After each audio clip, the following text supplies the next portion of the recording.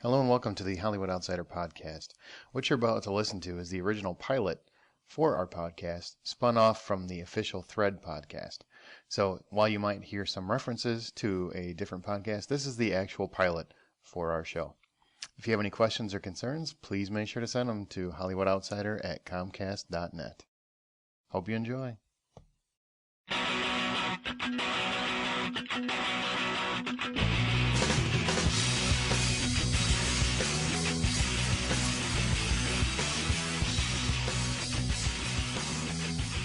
Hello and welcome to the official Thread podcast. My name is Scott Clark. I'm here with my good friend Aaron Peterson. Aaron, how you doing? Doing super. How are you? I'm doing great. We're actually recording from Casa de Peterson for the first time ever. That's true. We are in my house. We are in your house with a apparently good internet connection. Yeah, this is what internet feels like.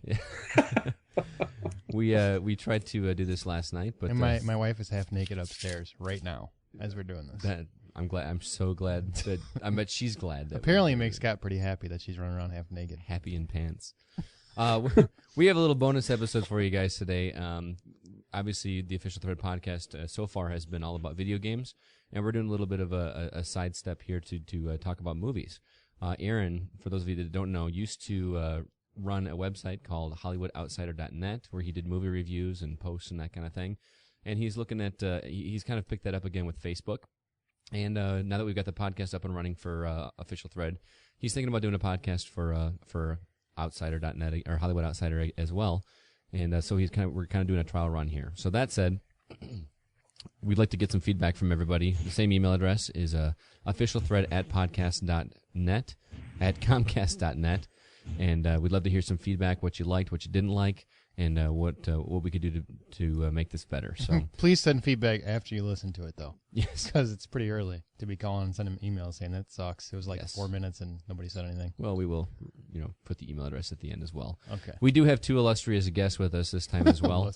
Illustrious. That's my vocabulary word for the day. Nice. You may remember from a couple episodes ago, we had Justin McCumber. He's on a line with us. How you doing, Justin? Fan-fucking-tastic. How are you? I'm doing great, man. Thanks for joining us. We really appreciate it. My pleasure. We also have a new guest this week is Brian Williams, a friend of me and Aaron's from Xbox Live back in the Gears of War 1 days. Brian Williams from Georgia. How you doing, Brian? Good, buddy.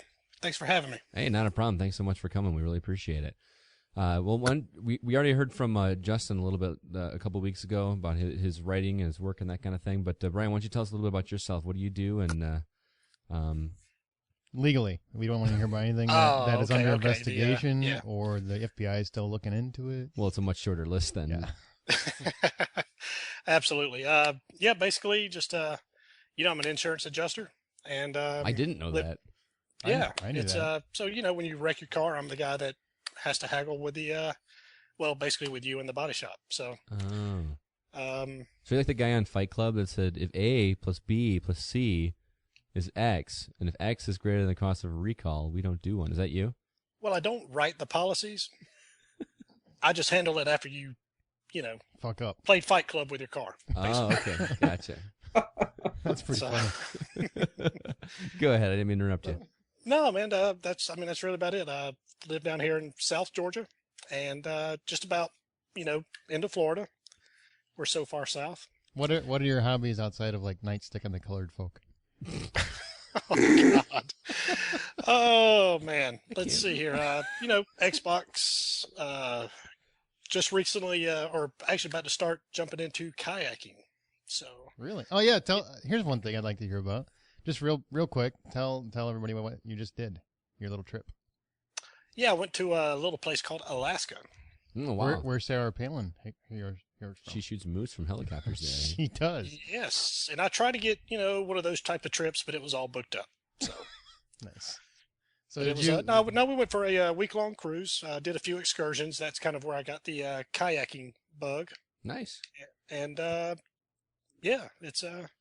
was wonderful. It was the temperature was about half of what it is here right now. Wow. And so that was a good little break from the summer heat. So. And just so everybody knows, I might make a few racial cracks at Brian's expense, but he is he's one of the good Southerners. He's not actually one of the bad ones. I'm a Northern sympathizer. Yes. But he still has the twang. He does. Absolutely. Well, I got to, I'm undercover. Incognito Williams. All right. Well, we are calling this this podcast here. We're calling it the Midsummer Movie Edition format. We're about halfway through the summer, and so we're going to start off by talking about the top films of the summer so far and what we thought of them. At least the ones that we've seen. From there, we're going to go into some topics ranging from it being kind of a poor movie for kids this summer. Talking about box office numbers, ending of several series, as well as our thoughts on whether or not comic book films are exhausted. Talk a little bit about some news, some announced upcoming projects, and then what's coming up the rest of the summer and our thoughts on those before we wrap things up. Sound good so far, guys? Sounds great. I would like to get everybody's thoughts, so everybody kind of has an idea where they're coming from and their perspective of film. What are your top 3 movies? Top 3 movies? Why don't you go ahead and start? This is your question. What's your top 3 favorite movies? Well, it makes me kind of full of myself to go first. That's okay. So I'll do it. Well, here's what it is. Rear Window, Alfred Hitchcock, my favorite movie of all time. Seen it over 135 times, something like that. Literally? Literally. I I used to keep count. I can do the whole movie by heart if you want me to. I'll do it right now. Just for the record, he knows how many times he's seen Rear Window. He can't remember how many times he's had sex. That's a much bigger number. So, actually, much smaller, like 4 times. Just like 4 times. And 3 of them are with your wife. Yeah. So, how was she? not very good. The, she only knew your moves. Both of them? Both of them. Both of them. was the porn leg one of them? That was one of them. She does the finger twist. I don't really like that one very much because I'm supposed to do it to her, and she kept insisting. Apparently, Scott likes that. Wow, this just went totally off rails. Anyway, Rear Window's my favorite movie of all time by a long shot. My mom was huge into Hitchcock and got me into that big time. I mean, I've seen every Hitchcock movie probably at least 10 times, and that one, Rear Window, I've seen it over 130. Second would be Raiders of the Lost Ark / Indiana Jones: The Temple of Doom. Indiana Jones movie, basically, would be number 2. Number 3 would be Pulp Fiction, just because that was fucked up. That was a jacked up movie. At the time. Now it's like, oh, everybody does that. Well, of course they do it now, because it was cool then. That's why. Yeah, back then that movie was brand new and wow, over the top. So, what about yours, Scott? What are your top 3 favorite movies? And porn? No porn. No porn. No porn. That's good. I don't have any porn in my So top Back 10. Up to My Future does not count. You can't use that one. All right. My number 1 favorite movie of all time is a I don't know, probably not a popular choice, but I love the movie Fight Club. Read the book and love the movie. There's a book? There is a book. I did not know that. Really? No. Yeah, I don't read. Best line ever came from that movie. Which line is that? There's a lot of good lines in there. I haven't been fucked like that since grade school. Yeah. Sorry, I just had to get that one in there. Okay. That was a great line, especially his reaction as soon as he says it. He looks over the cigarette in his mouth, like, "What the fuck did he just say?" She just say. No, I love the writing in that movie. I love the violence. I love the story. Just the whole concept was very cool. I don't remember the last time I've been to a movie where, by the end of the movie, my jaw was on the floor, and that's really what I love and I look forward to. So I love that movie quite a bit. Outside of going into any like big trilogies like the Star Wars and Raiders and Indiana Jones, like Aaron said, or the Alien movies, I love the movie Sunshine, which is a Danny Boyle film. It's a sci-fi movie about a bunch of space guys that go to. You're good at this describing. I know, right? They go to reignite the sun, and it's just a really cool story, and I never get sick of that movie. I also really like the movie Red Dragon, which was the Really? sequel. You like that better than Silence of the Lambs? I did actually. Wow. I'm in a minority there. I know. That's a but bold statement, I sir. really like Red Bold. Dragon a lot. I love the whole story with the main antagonist and Edward, and the you're a blind. really big Edward Norton fan. I do love Edward Norton, and that's just a coincidence that he's in both of those movies. Is it but, because of that one movie where he like kicked that kid's jaw? He like curb stomped him? Is that why? American History Yeah, X? American No. History. That was a good movie, but no, I'm talking about is it Ray Fiennes or is it which Fiennes brother is it? Yeah, I think it was Ralph. Ray Yep. Fiennes and Is it the- Rafe? Isn't that how you say it? Yeah, Ray Fiennes? Fiennes.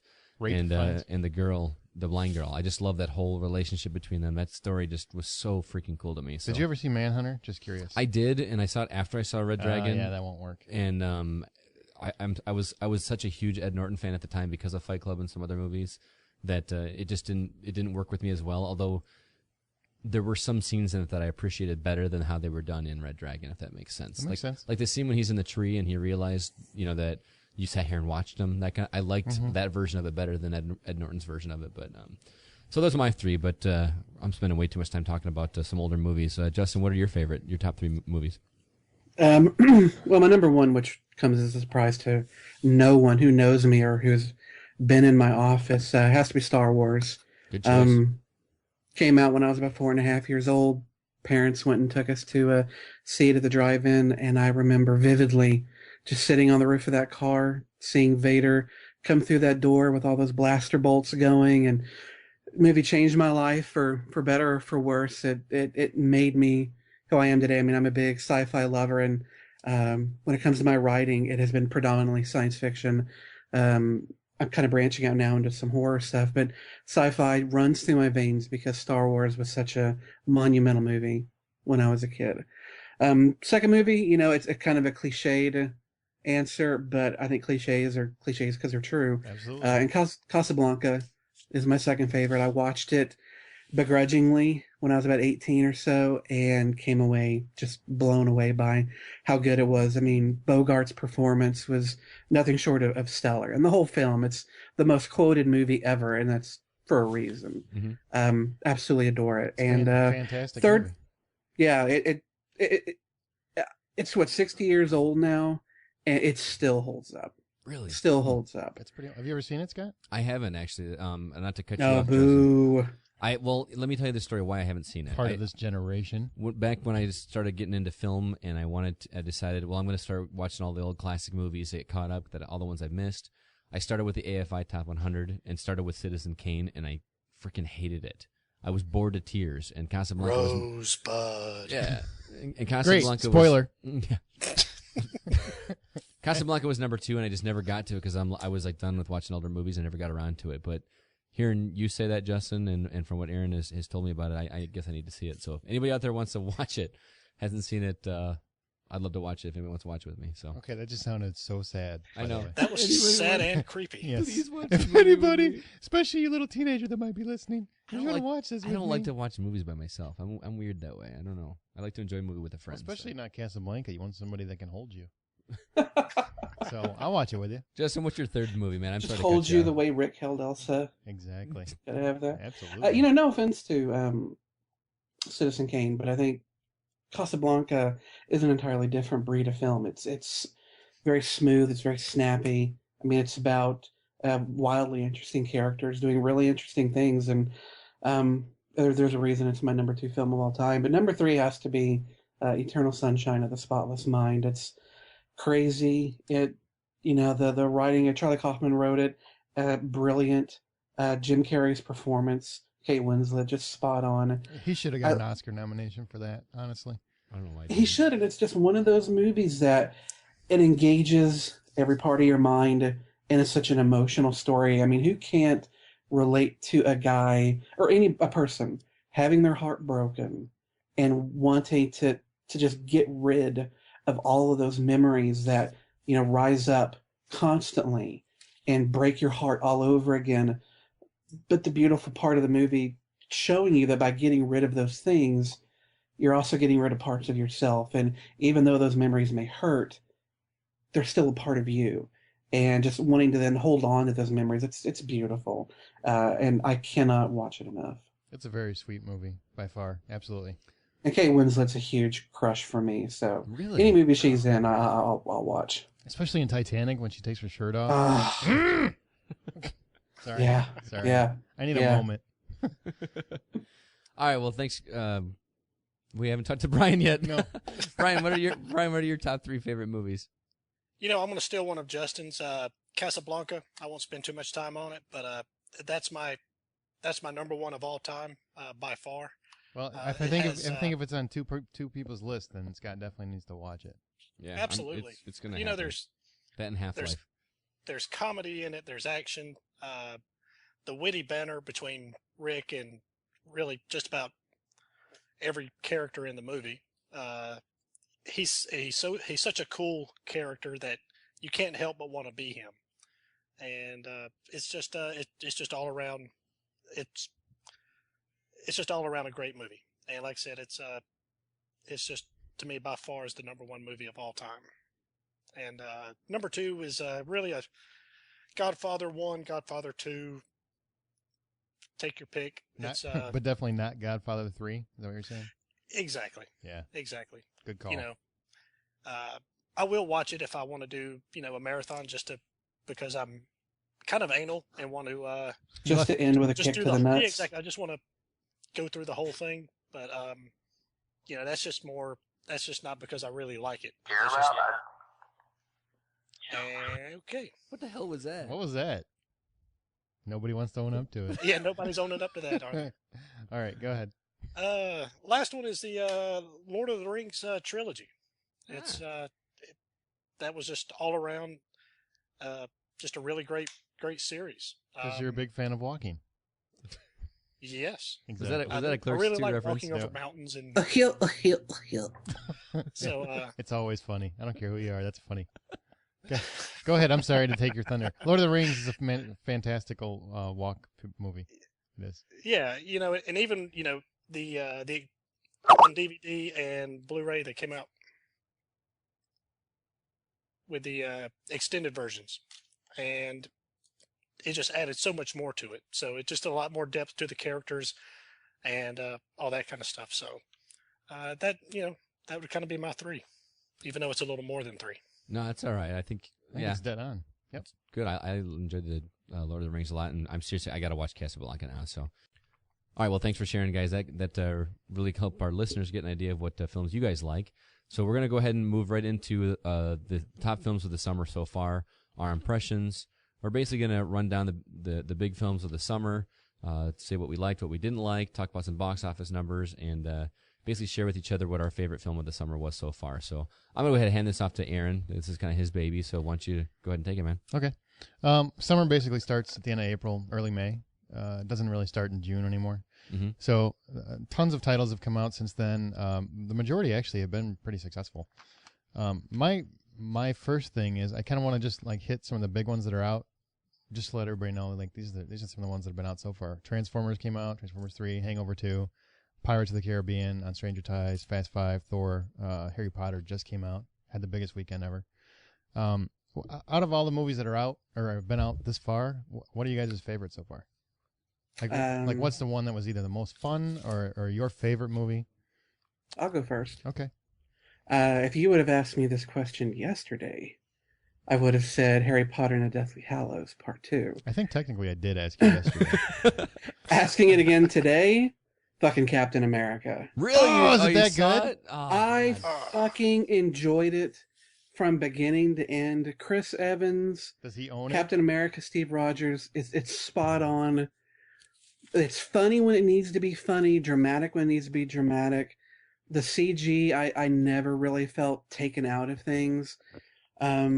The writing was really good. The direction from Joe Johnston, spot on. When I left the theater, I really felt like I had just had a grand adventure, a really good time, no disappointment whatsoever. Let me ask you one question. This is kind of the Yeah. question I want to know. I'm going to go see it Sunday, actually. In comparison, and this is probably obscure, most people probably don't even know this movie, but how does it compare to The Rocketeer?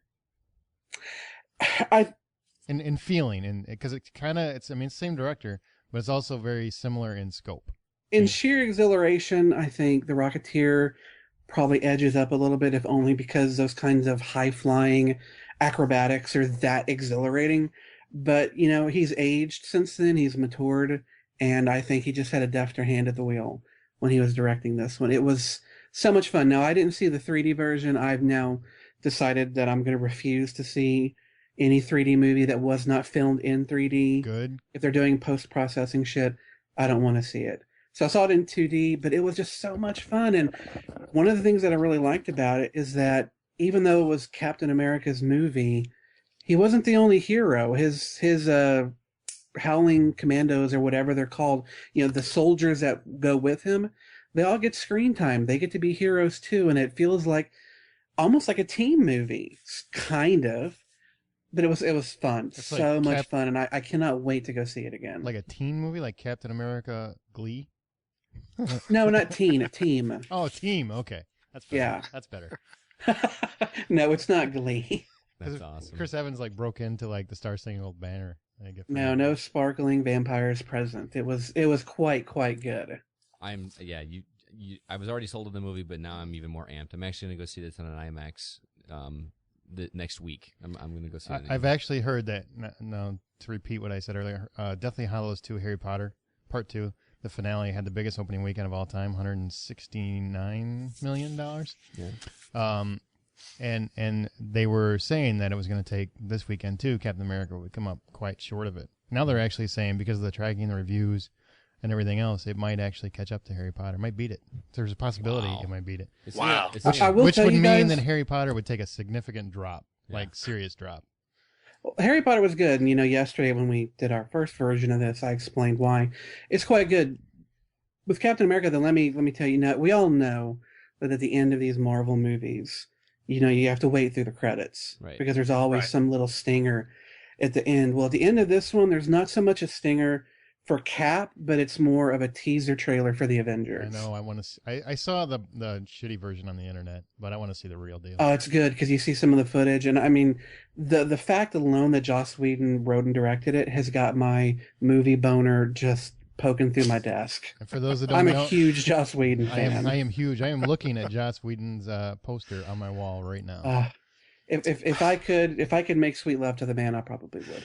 I would not do that at all. But I'm glad that you would take it to that level for me because I'm not going to do it. So I know who to call. If he says, you make sweet love to me and I'll put you in my movie, I'll say, well, I won't, but I know a guy that would love to. And he's in Texas. Yeah, and he's in Texas, which is apparently right next to Georgia. All right. Well, Captain America, I think we're all looking forward to seeing that. Brian, what's your favorite movie this summer so far? Yeah, so far, Fast Five, Fast Five. which and this totally blows me away to say this because anytime you reach the fifth movie in a franchise, it's usually pretty weak. And to say the least, yeah. it's the Fast Five go to Paris with gorillas or Parisian something. drift. I don't know. It's just it's usually just totally ridiculous by that point. But this just had everything. It had action, it had comedy. One of the best car chase scenes I've ever seen. Lots of shit getting blown up and tore up and explosions and fights, and it was just a very, very fun ride. And almost as much as I enjoyed the movie, I really got a kick out of watching the people around me really get wrapped up in it. And it was more than just the rude person talking too loud or talking to the movie or being a little bit over dramatic, but they were you could just see them being sucked into this movie and flinching at fights or cheering a character on or screaming, "Look out," or whatever. Oh no, he didn't. Oh no, he didn't. So, Thank you, Shaniqua. Thank you. But yeah, it was a Fast Five. Is hands down the funnest movie yet. That being said, I have not seen Harry Potter yet. Did you fucking say funnest? Really? I did. Most fun. Most fun. Funnest. I'm I'm a Yeah, redneck from South Georgia. that's true. That's true. Cut me a little slack. You're lucky you didn't say funner. I know. Now, let me It's ask the you. funnerest. Let me ask you this, Brian, because I haven't seen Fast Five yet. I kind of avoided like the plague because I haven't seen a Fast and Furious movie that I enjoyed. It's And good. You will love this one. I did too. I promise you. Well, a lot of the things that you're saying that are good about that movie are going to be lost for me because I'm not going to be in a theater. I'm going to be watching it from home. Granted, surround sound, big screen, but I'm not going to have that reaction from the crowd and that kind of stuff. Am I going to miss out with that, or is it still going to be a lot of fun? Dude, it's No, fun. no, it's totally going to be a whole lot of fun, and in a way, it'll probably be better because you won't have the distractions of other people around you. But Sure. that was a kind of a bonus, I guess. So it's kind of like gravy on your mashed potatoes. The There you go. potatoes were good, but the gravy kind of made it a little bit better. That's a very southern analogy right Yeah. there. Isn't Absolutely. See, in the Midwest, gravy means something else. So if I go to Cracker Barrel and I got gravy on my potatoes, I'm gonna complain. it? Well, I'll go ahead and I'll go next. My favorite movie. It's kind of a toss up between the two. I'm going to start with my most anticipated movie this summer, which was Super 8. I was looking forward to this movie more than any other, and I wasn't disappointed when I saw it. I thought it was exactly what I wanted. It felt like the Goonies meets E.T. Absolutely. It was just the ending was a little flat, which is probably what kept it from being my favorite movie this summer. But that said, my favorite probably was my biggest surprise, which was X-Men First Class. Wow. I can't tell you how much I enjoyed that movie. Probably because I went into it not expecting to like it. That's probably fair. Yeah. I thought it was just going to be another X-Men ripoff with none of the same characters but different actors, and it just wasn't going to work. And it really worked for me. I enjoyed that movie so much, and I don't know, I can't remember her name, but the girl that played Mystique, Jennifer Lawrence. Oh man, Oh yeah. Jennifer fucking Lawrence. I fell Winter's in- Bone. I fell in love with her Winter's like Bone. instantly. I have a The bone. movie that's already the porno of the movie. God, I would so buy her porno. I would. Seriously. Even in blue makeup, I don't care. I missed it. I hate that I missed X-Men First Class. It really was and I hope I'm not ruining it for you, but I was genuinely surprised at how much I enjoyed that movie. I really thought it was going to be terrible, and I enjoyed I was it. a shocked. lot. I think it's honestly the best X-Men movie since the second one, X-Men 2. And that includes Wolverine, and I loved Wolverine. I actually did like Wolverine quite a bit. Even though it was critically panned and everybody, oh, it's so ridiculous. I don't care, dude. Hugh Jackman owns that freaking role. Yeah, Owns it. He really does. I couldn't imagine anybody That else. was the one thing that was missing from this movie. Was Wolverine. I'm not doing spoilers. Okay. So, Well, Aaron, what was your favorite movie of the summer mine was Fast 5 as well. so far? It was Fast 5 as well, believe it or not. And granted, I have a pretty open mind in terms of movies, and I kind of go in and see a movie based on the way it's sold to me. So if I know it's supposed to be a mindless action movie, I go in with that. I don't expect a whole lot more. I went to the Midnight Show. It's probably the most fun midnight show. Second to Dark Knight. Dark Knight was probably my favorite midnight show I ever went to. That was great. Yeah, that was awesome because people thought they were Batman. They were not. They were not at all. You could be my assistant. Yeah. Fast Five, it was just so fun. We went, it was opening night, midnight, packed. I think every theater was sold out. Everybody was just crazy. They were crazy about it. And it just, I don't understand it because it is the fifth movie. I expected it to be, just like the last one. I didn't expect it to be better. Yep. And to take a fifth film and take it, continuously make it fun, add a few new elements, adding The Rock to it was perfect. God, he was huge in that movie. Dude, he is, I don't know what he's taken, but I wish I could have some. I want some. Dude looked fucking brutal. He does. He looks like me in the shower. I'm not going to lie. Not going to lie. Ugh. Yeah. Sorry, dude. It's true. Come on over. Let me put in the video portion of this and I'll show you what I'm talking about. Oh God. Hey, we don't need a trip to the gun show, man. I'm gonna take a break and go throw up for a minute. Y'all carry on. But yeah, it was a hell of a lot of fun. It really was. That said, real quick, just obviously we haven't seen every movie this summer. I've seen almost all of them. Have you? Actually. Aaron's seen most of them. I've seen maybe half of them. So I don't know about you guys, but our favorite ones are based on the ones we have seen. So take that into account. Yep. With that said, I saw one that I bet none of you saw. Go for it. Which one's Please. that? I saw Red State. You've seen that already? You saw it? I wanted to Yeah. go, and the tickets were $85. I was not Yeah. going to pay for $85. Is it good? Strange story. My brother kept stalking Kevin Smith online through Twitter, and Kevin Smith put out a call for some kind of audio drop because he does all those podcasts. Right. And my brother created a little snippet of music, sent it to him, kept sending it and sending it and sending it. So finally, Kevin Smith actually saw it, listened to it, said he liked it so much that he invited us to come down and see we had to pay for the tickets, but he let us meet him after the show. So we went down to Austin where he showed it at the Paramount, and the movie was absolutely incredible. If I had known it was a Kevin Smith film, I never would have guessed because it is so unlike anything he has ever done before. But it's good. It's good. It was brutal. There was none of that wisecracking shit after about the first 10 minutes. No music. It was really, really an enjoyable experience. And then getting to meet him after the show was the gravy on top of my mashed potatoes.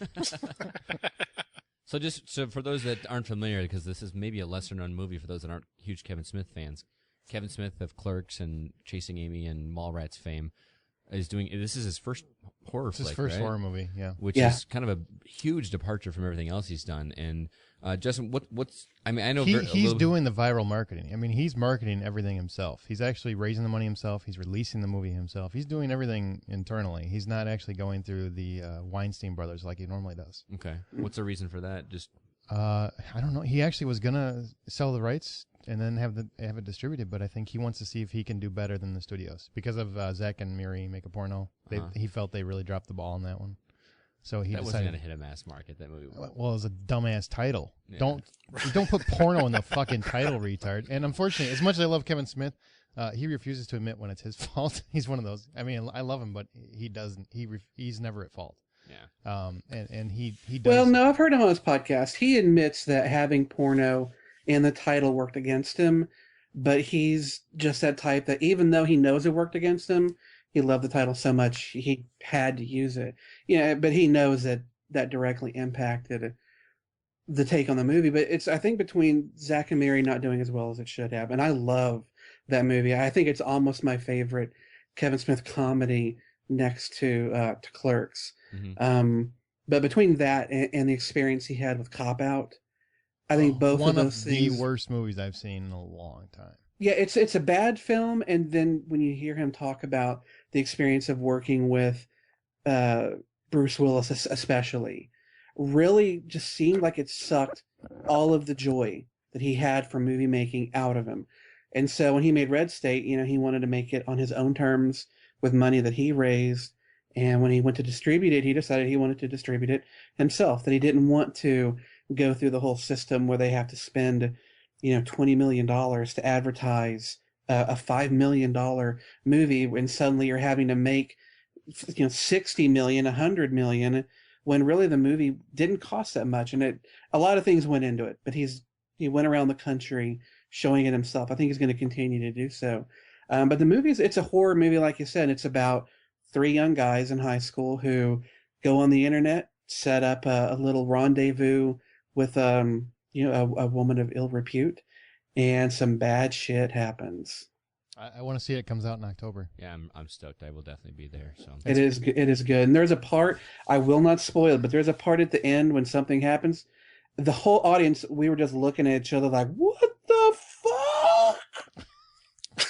It's awesome. sold. I'm sold. And Yeah, you got piqued my interest. And So speaking there's of, my little film nerd. I got to throw that out. I'm jealous speaking you have of to be there, too. movies that haven't come out yet, Scott and I went and saw 30 Minutes or Less, another comedy that's coming out. We'll talk about it a little later, but that's also a pretty good one. Look out for that too. Yeah. How was Michael Cera in that? Oh, wait. Anybody that's really into film will understand what he meant. If you don't understand, then it's not worth explaining Well, I'm sure we'll come to it. because but you won't understand if I explain it. We'll go ahead and move on real quick.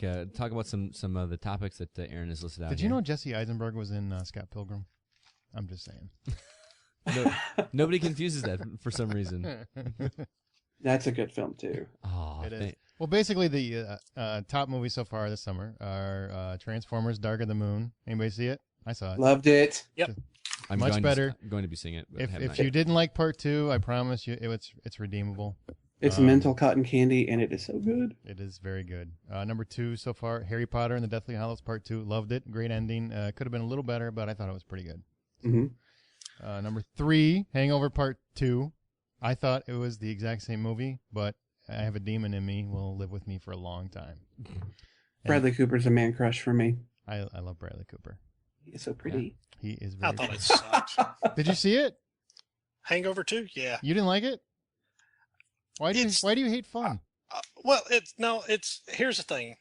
I didn't go see Hangover because with all the hype about it, to me, that the first Hangover looked like the second one. That sounds weird, I know, but the second one didn't live up to the first one, right? No, it was the same movie, but yeah, it didn't. No, it didn't. Right. But you weren't surprised with some of there was some surprising stuff, but One part it in just- particular, I was pretty surprised. yeah.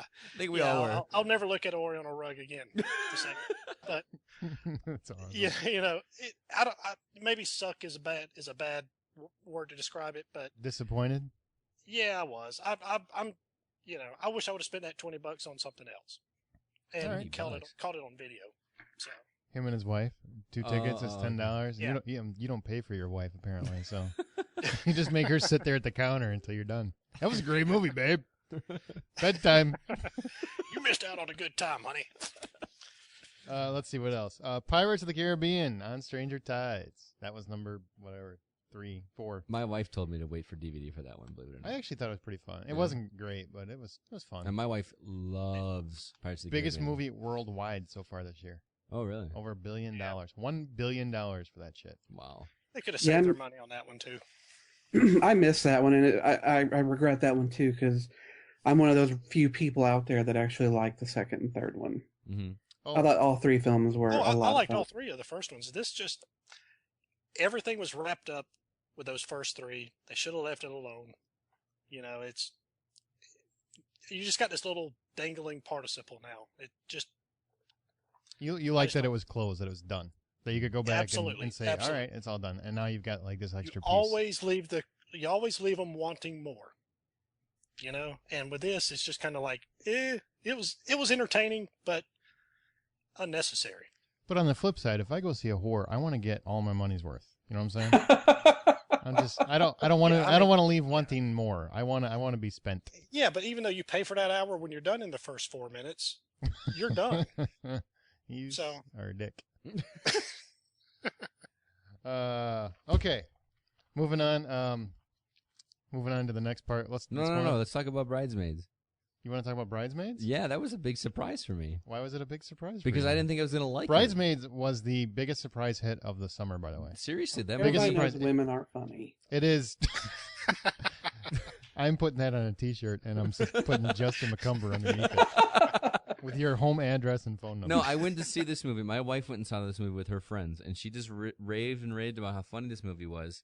And I'm like, yeah, whatever. Bridesmaids, blah blah blah. And she made me go see it with her and with her sister, and it was so freaking funny. And I really was surprised. Again, it's another one of those where I kind of went with low expectations, so maybe that has something to do with how much I liked it. But That's huge surprise. You know what's funny is it played pretty much the same way as The Hangover did when it came out a couple years ago, where it came out had a decent weekend, but it held on to the whole summer. yeah. And which Speaking of, I have one quick story I had to tell you about this too, because the funniest news line I've ever seen, and it was actually on Rotten Tomatoes okay, for box office numbers that Okay. weekend that came out. okay, No bullshit. This is the line on Rotten Tomatoes. It said, Thor finishes on top of Bridesmaids. awesome. I thought it was That's great. awesome.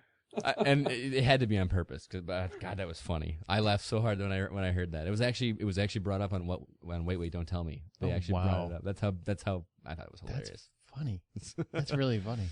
So Hammering that point across. Okay. Okay, Scott, take us into the topics. All right, we're gonna go into some topics. The first one that Aaron's brought here is about some of the sequels like Cars 2, Kung Fu Panda 2, Pirates 2. They've all done much less than their predecessors. Yeah, generally when you have sequels that come out, anybody that follows the box office, which I'm sure is probably one of you, and that's probably me. When you follow box office trends, when you have a sequel, generally they perform better than the last film did, like 9 times out of 10, especially summer box office. The majority of the sequels that have come out, none of them have matched their previous film. Pirates 2 did like $100 million less than the last movie did. Here, it did great worldwide. I mean, a lot of movies are doing great worldwide, but they're not doing great domestically, which means the U.S. and Canada. Mm-hmm. Cars 2, which is Pixar, and Pixar does not make flops. I mean, they really don't make a lot of flops. Cars 2 is bombed considering the remainder of their film stock. It's actually the lowest grossing ticket sales of any Pixar film so far. Which Did is Cars surprising. 1 do really well? Yeah, it made like $220 million in the U.S. But I mean, Bugs Life made technically less money, but they sold more tickets because I mean it came out like 10 years ago. But Cars 2, generally, I mean, Toy Story 3 made like $400 million here. Their movies, if they do a sequel, which they don't do very often, if Pixar does a sequel, it generally does a lot more than the predecessor. And Cars 2 is not doing well. Which is surprising because it's supposed to be decent. Again, it's one I missed. Yeah, it's decent. It's a decent kids movie. But it seems like that's what I kind of brought up. The sequels are not doing well, and kids movies especially are not doing well this summer. Mm-hmm. Zookeeper, Mr. Popper's Penguins, whatever the fuck that is, about Jim Carrey with some crack addicted Happy Feet penguins. I don't know what the fuck that is. Just cashing a paycheck, man. Yeah. Got to make those mortgages. He's basically like, Absolutely. he's given up. I can't get Ace Ventura 3, so what am I supposed to do? Zookeeper, which is Kevin James basically working for Adam Sandler, but he's not Adam Sandler. Kung Fu Panda 2, that did okay. Pirates 2. All these movies did like a shitload less than the last one. Almost $100 million each one. Cars 2 especially is a big surprise. So do you guys think like kids movies are kind of dying out this summer? Like people aren't that excited for kids movies? Are they going to different stuff? Because those are all pretty much movies for families and kids. Why do you think they're going to those a lot less? Because they're reading more. No, I don't know. And it's really odd considering how hot this summer has been. A movie theater is one of my favorite places to go to kind of beat the heat, and I don't know where these kids are. I mean, there has been a couple like Thor, but They're all sitting in my fucking movie. talking, having to pee. Crying. Yeah. Well, I think with the exception of Cars 2, which again I haven't seen, or Kung Fu Panda 2, these other ones are just kind of crap movies. I mean, kids are aren't dazzled by just goofy crap as much anymore. I mean, I think kids are. I don't want to say smarter than they used to be, but they. You think they're jaded? Maybe because I mean, look at the stuff we watched when we were kids. Like the hand drawn animation cartoons, Disney cartoons, and that kind of stuff. It was something pretty on the screen that we looked at, and it was fun to watch. And now they're actually invested in the story a little bit more. They recognize the characters a lot better because they're everywhere. You can't go anywhere without seeing Cars 2 or Pirates or something on McDonald's or anything. Yeah, but was Kung Fu Panda good enough to make a sequel? The first Kung Fu Panda I thought was fantastic. I loved it, but that may Okay. just be me. It was apparently you really like it. I did. I didn't like Cars, but I thought Kung Fu Panda was really good. I went into it expecting nothing and enjoyed the hell out of it. I thought it was a one-off kind of movie, probably myself. But you I hate also, Jack Black though too. I really don't like Jack Black that much. If you don't like Jack Black, yeah. But I could see where Kung Fu Panda 2 would come from. I really saw no purpose for Cars 2. Yeah. Because I don't know anybody that was sitting there going, boy, I sure hope they finish that. That was probably my least favorite Pixar movie was the original Cars. I can't wait for Owen Wilson's shitty voice to come back. Now, see, I didn't mind Cars. I like the first Cars much Well, better. that's because than I you're like from Kung the Fu South. Panda. And you like you like NASCAR and- racing and Yeah, shit. well, You like turning I left. am the one of 3 Southerners who does not really care for NASCAR. So Yeah, but you're one of the other 4 that like white people too, so you're really you're kind of an anomaly. But for me, I got a kick out of not so much like the story or the cool graphics, but it was kind of neat to see how they worked Cars into the background. It was almost like playing the Where's Waldo for about an hour and a half or 2 hours. You mean like how they made it the Flintstones thing where they made everything work somehow in the Cars like universe? like the mesas, the mountains in the back. If you look semi closely, you could see they were in the shapes of like old Buicks or something. Oh yeah. Oh, I didn't know that because I was too Yeah. busy saying, "God, I wish God, Owen this sucks. I wish Owen Wilson would shut the fuck up. I'm so sick of him. Why is Larry the Cable Guy still employed? And why does he sound just like Brian Williams? Just Eat it kidding. in. I'm Oh, kidding. I'm kidding. No, So were it you was entertaining. Were you a But fan? I didn't think either one of them really deserved a sequel. But Hollywood is totally bankrupt for original ideas, and so they're going to what what worked for them in the past. That's true. That's absolutely true. Good point, Brian. Well, that's kind of the point you're looking up with. What what's next? What's the new big series? I'll kind of pigeonhole that into the next one. There's a lot of film series that are coming to an end here. Harry Potter is done. Transformers supposedly is done. Right? Well, I will tell you one that I know a lot of people. I have not read the books, but a lot of people are really looking forward to it, and that is the Hunger Games. Yeah, I've heard that. Hunger Games. I'm not familiar with that. I don't either because I'm an adult. Don't say that. It's from what I understand, it's like a post-apocalyptic time, and there's this huge gap between those who have and those who don't, and basically those who have pit those who don't against each other to fight for food or what have you, and so there's a little bit of it kind of revolves around these three characters and whatever and how they survive. Have you read these? No, but this is what I've picked up. My wife's read them. A friend of mine from work has read them. A couple other people I know from work and stuff. I've just, all of a sudden it's like one person tells me about it, then all of a sudden I've heard it like from 4 or 5 different people about how great this series is. And so, kind of like how Harry Potter used to be. Yeah. Yeah. Jennifer Lawrence is in that. I know that for a fact. Yep. Which that And automatically Thor, means I'm Chris interested. Hemsworth. Thor's in it? Well, that doesn't really do much for me. Or either, but wait a Jennifer minute, Lawrence. no, maybe it's not him. I think it's he's actually got a brother. That's an actor also. I think it's his brother. I stand corrected. Hank Hemsworth? Is that? Jim Bob. Okay, so that's one idea, which I've heard that a lot too. I've heard. What's the Tarantino thing that you were talking about that he's doing? Well, hang on, we'll get to that. Oh, You're okay. jumping ahead. No, I remember I read something about it today online too, and Well, that's what made me when we think of get there, then we can talk about Well, it. I thought- now okay. we have anticipation for people. it. All right. Yay! Wait it out. Well, and what else? Scott just gave me the shittiest look, like, "Hey, fuck star." Well, I mean, Well, yeah, you probably deserved it. So. Yeah, that's true. Good call. and thank God Twilight is almost done. I'm so tired of reading and seeing about that. Yeah, Breaking Dawn, and they had to split that into two. Now I understand why they broke Deathly Hallows into two movies, because not only because they want to make a fortune, but also because that book was fucking huge. Was it? He's a And- doorstop. Yeah, and there was an entire book filled with information and trying to end that story. And I think the last movie was kind of a little drawn out, but it needed to be two movies. Now, Breaking Dawn, to be fair, I have not read it, nor will I ever, because I see no point in punishing myself. But they really need to break that shit into two movies, really? Well, I will say this. I'm looking at the set that my wife has, and it is the largest of the 4 books. Oh, is it okay? So it's 200 pages? Yeah, it's like 127. Is there glitter interspersed throughout the pages? That's Yes. That would be a fan. I would read that.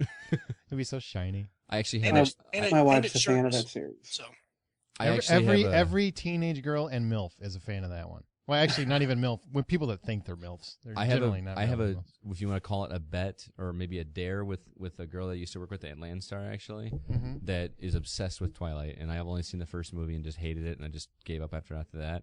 And she hates video games, and she said that she will play a video game of my choice if I read the first Twilight book, because she's that dead set that it's that good of a book. I haven't decided if I'm going to do it yet or not, and if I do, I probably won't admit it, but. I've actually thought about reading it. My wife has read the series, Mhm. And she really, really, really enjoyed it. And I have a hard time discounting her opinion when it comes to books, because the bitch reads like a machine, and and I like to think of myself as a reader, and she leaves me choking on her dust. But she was the first one who read the Harry Potter books, and I kind of made fun of her for months for reading these kids' books until finally she said, "Just fucking read them." And I picked up the first book, kind of enjoyed it. Picked up the second, really enjoyed it. And I've read all the books twice, and I really, really like them. So, I don't want to jump on the Twilight hate only because it's the easy bandwagon thing to do. It is. but Everybody does, and I don't want to be that person. So I will probably end up reading them at some point, but I'm not, rushing to do so. It doesn't make it easy. It doesn't make it any easier that first movie was just so bad, though. I mean, The third movie is actually, don't hate me for saying it, Uh-huh. not that bad. okay. I actually kind of enjoyed the third movie. yeah. And, if you, as a man, if you have to take the hit and go to a chick flick, that's, not a bad one to go to. Why? Because they play baseball in the rain. Yeah. Well, there's fighting and werewolves. I mean, I Yeah. can't- Yeah, I mean, there's action, some blood. It's not, they're not, the first film kind of really sucked. Second film kind of sucked. The third one wasn't that bad. I mean, it's not one I have to own. I was happy to rent it and be done, but Sure. I certainly didn't feel like, Jesus, that's 2 hours of my life I'll never get back. And in their defense, I guess when they made the first one, they didn't have the budget and they didn't know it was going to take off as much as they did, and they progressively Right. got better. So I got to give them benefit of the doubt. But God, I don't. I do not. seriously, I could not stomach. I sat through Eclipse, and because my wife made me watch Twilight, and actually the first one wasn't too bad. I thought Really? the kid that Man. plays Edward, he was pretty good. Robert Pattinson. I still think Taylor Lautner is one of the worst actors working. I just think he's horrible. Have you seen that trailer for his next movie? Yes. Oh my God, I've been abducted. Ugh. Yeah, I wish they'd abduct you and throw you in a river. Is it a I Spy really do. Kids kid? No, he's He was Shark Boy. he basically finds out one day that his parents somehow stole him or something. And No. It's in the actor. Isn't it the kid that was in No. Shark Boy and Lava Girl? Or Shark Boy and Lava Girl. Yep. Oh, okay. Yeah. I don't know. I wasn't a big fan of Oh, that one. I didn't Sorry. see It's a Robert Rodriguez movie. Yeah, it's a Robert Rodriguez kids movie. It's not Whatever. It's a not Robert like- Rodriguez movie. His name is on it. So it was 4 Rooms. I don't count that Okay, one so either. Danny Trejo wasn't in there, chopping up people. So Which, So we- means it so wasn't good. Back But on, what I'm saying, okay, back to what I was saying, back to me. because it's your that's why goddamn we're show. all here. Yeah, that's why we're all here for me. My wife made me sit through the first one. I could stomach the first one. And then she made me sit through the second one, and it just threw up all over myself. I can't do another one. I can't do the what is it? New Moon is the newest one. Is it or is New Moon the second one? Whatever New one the Moon second was one's the the third one. one, isn't it? There's Twilight. Breaking Dawn, New Moon. No, and Breaking then- Dawn's the last. No, one. Breaking Dawn's the Breaking fourth. I Dawn think is the one that's coming out. Eclipse. Eclipse. What's that? Yeah. Eclipse the second Okay. one? Eclipse. No, it was Twilight. New New Moon. Moon, Eclipse. Eclipse. Okay, then New And Moon's Breaking Dawn is coming out. New Moon's the one that I saw that I threw up on myself. Okay. Now there is the third one that I have not seen. So granted, it may be fan-fucking-tastic, but that because of that second one, you'll never get me to watch another one. Never, never, never. Never, Really? never, never. Nope, because I'm not team shit. I don't want to be a team player. I don't want to be on whatever they're talking about. I don't want crazy MILFs following me around wanting to watch this movie. I do. And dude, as a that- guy who has played numerous team games with you online on Xbox, you are totally right about that. You are team nobody. I am an individual by far. We're going Hey, left. Fuck you. I'm going right. That's a direct quote, by the way. That is.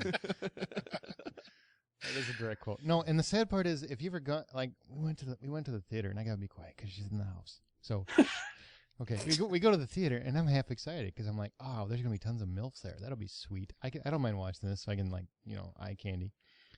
No, you know what they are? They're like 50-year-old women that think they're 30 and think they're still hot and don't realize that their teeth aren't theirs, their boobs aren't theirs, and they tan too much. Mm. So it's. But you know what nothing- really pisses me off is that you can find a 30, 40-year-old woman wearing a Team Edward or a Team Jacob shirt. Nobody says shit. But if I were to walk around wearing some shirt of a Miley character Cyrus. that's 16 years old, I'd be in fucking jail. Well, I wouldn't be in jail, but people would look at me like, should he be coming by my door to announce he's moved into my neighborhood? That's true. Don't let him play with Billy. FamilyWatchdog.org. Yeah, you got Yeah, that. somehow Miley- it's okay when it's them. Do they make Miley Cyrus t-shirts in your size? Oh shit, I don't know, bro. But I'll he knows stretch they make it. he knows they make Justin Bieber T-shirts. In the South. Oh, Hey, never say never, bro. nice. You Nice beat me play. to it, bastard. Well, getting back on topic, the whole point of this conversation was what are the next big series? You guys brought one to light, but what are some other, with these series ending, what's going to be the next new intellectual property? Phenomenon. Yeah. Really. You know what I think it could be? Hmm. I really, and I don't know if maybe this is just my own wishful thinking, but I'm really kind of hoping that maybe some video game franchises might become the next one. I mean, we got Uncharted that's going to be coming hopefully sometime soon. I was just going to You know, say a Gears of War movie might be coming. There's Mass Effect movie. World of Who knows? Warcraft. These franchises are ripe Mhm. for a film series. Mass Effect alone, I could see, is just being a blockbuster. As long as they don't fuck it up. Well, and Yeah. they haven't. Well, as not long as they done do it. FemShep. Well, what they don't, Fuck that what, dude. what they need to do is they need to find the same kind of directors that they do for the series now. I mean, like Marvel's doing. Marvel has done a masterful job Mhm. of translating their properties by going with the director that most people would not go with. Kenneth Branagh? Branagh for Thor was out of. I thought that was the dumbest fucking move ever, and they proved me so wrong. It's not even funny. I mean, he knocked it out. He really did. I didn't love Thor, but he Well, did, have you ever he seen did a Henry great V? job. Yeah, absolutely. He's a great director for Well, that he kind also of movie. he also made my favorite, like Hamlet, and it's like a four and a that half is hour, just huge movie, and this thing was phenomenal. And I thought Marvel just showed their balls. Yeah. by hiring him to do that movie. Is that good? Oh, okay. Yeah. Yeah, it's as long good. As long as they're good Okay. balls. Yeah. You just don't want saggy They're nice balls. They're Big heavy and brass full of money ones. now. They're heavy and full of money now. Yeah, but that's what the video game industry needs to see if they want to translate their properties. Which you're right. There's a lot of like, especially nowadays, video games have gone to.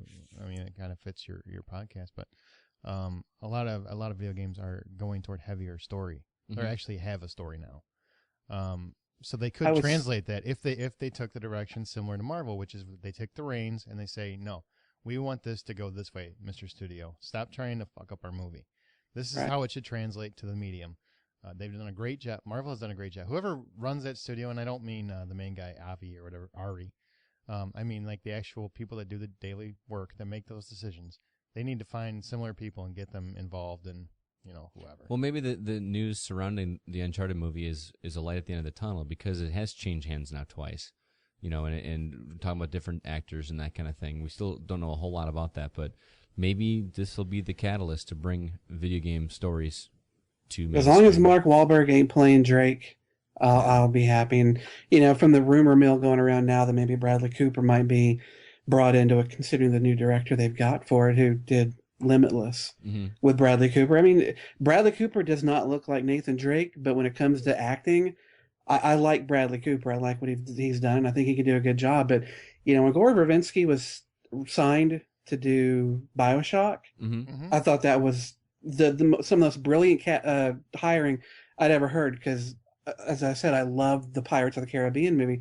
So if anybody's going to do a movie about a city under the sea, he was perfect. And then when he left the film, I was just devastated. I hope that happens because that could have the potential for being just an awesome movie. That set piece is just so intriguing to me. That drew me into BioShock the game so much. I would just love to see that in the film. I just don't know where to go with it with characters because with a silent protagonist throughout the whole thing, that's really.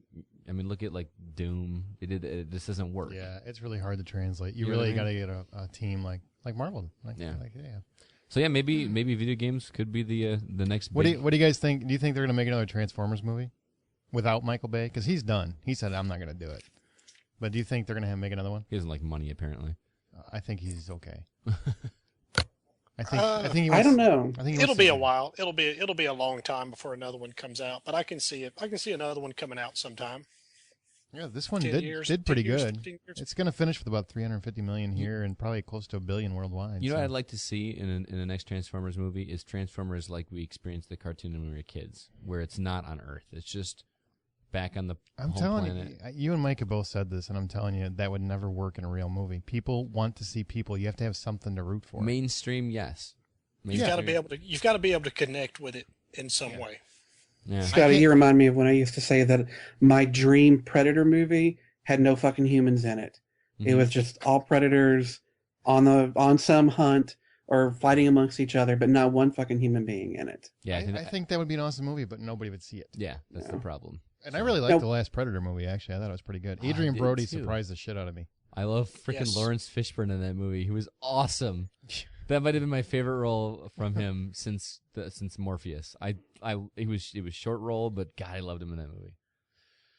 All right. One thing you mentioned, though, on the sheet before we move off from it, on our little list of topics that we're adhering to so closely, you mentioned that the Green Lantern series is done. I'd actually heard that they had already greenlit another one, that even though this first one critically didn't do as well, that the rumor was that now that the origin story was done and they could do more, that they had already signed on to do another one. They were going to until the box office take came in. It actually, if you look at my fancy dancy little chart, you'll see so far Green Lantern's only made about 115 million bucks total, and the budget was 200 million. Plus, Oh, wow. that's before marketing. I mean, sucks. and that whole movie was special effects. Well, the movie was good. Well, it wasn't great. It was fine, but I think that it laid the groundwork for what could have been more interesting films. Now that you're not saddled with the need to do the origin story. They originally called it, and I actually checked this one before we started. They originally called it they were going to do a sequel on opening weekend because it had a pretty good opening week, about 50 million bucks. So they figured it was going to finish with about 150 million, which would, after DVD and Blu-ray and everything else, they after that was all counted in, there'd be a lot more interest in another one. Well, to come so close to 120 million is probably where it's going to end up. 130 maybe if it ekes up to that. It just wasn't enough for the studio, and the worldwide count wasn't nearly what they needed. It wasn't. All right. And we'll get to that more in detail when the comic book part comes up. But yeah, Gotcha. it didn't do very much. So I was kind of looking forward to a series from that one, to be honest with you. I didn't really love the character, but I'm really interested to see where they were going to take it. And unfortunately, it doesn't look like they're going to. They might reboot it. I mean, they did the Incredible Hulk. Look at that. Hulk bombed, and they gave you another Incredible Hulk 5 years later. It was better, but it still wasn't great. I thought it was pretty good. I I liked thought Ed Norton did a fantastic job, and I'm really disappointed that he will not be reprising the role in the Avengers movie. Yeah, I think he was very difficult Yeah, that's what because I've he heard. likes to play Fight Club on his set. But we don't talk about that. Nice. Excellent. Well, let's move on and we'll talk a little bit about some comedies. This has been kind of a big summer for R-rated comedies, and they've been kind of on hiatus a little bit. We had the original Hangover and 40-Year-Old Virgin, that kind of stuff, but this summer there's just been a plethora of R-rated It's comedies. like one after another, man. and they're good. A plethora of pinatas. I know that Brian wasn't a big fan of Hangover, Hangover 2, which we talked about, but Yeah, he was huge fan.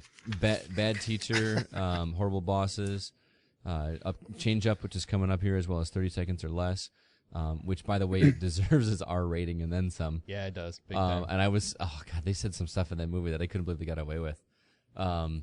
And I won't ruin it, but That's a funny one. Check that one out. That's a good R-rated movie. it is. I enjoyed that movie a lot more than I anticipated liking it. So And I've seen all of them that have been released so far, except Friends with the Benefits that just came out. But they've all been. Bad Teacher was just okay. I mean, it was trying way too hard. yeah. But It the made a rest funny of Bridesmaids was fucking hilarious. Obviously, Horrible Bosses had some of the funniest scenes. It wasn't a great movie, but some of the scenes were just hysterical.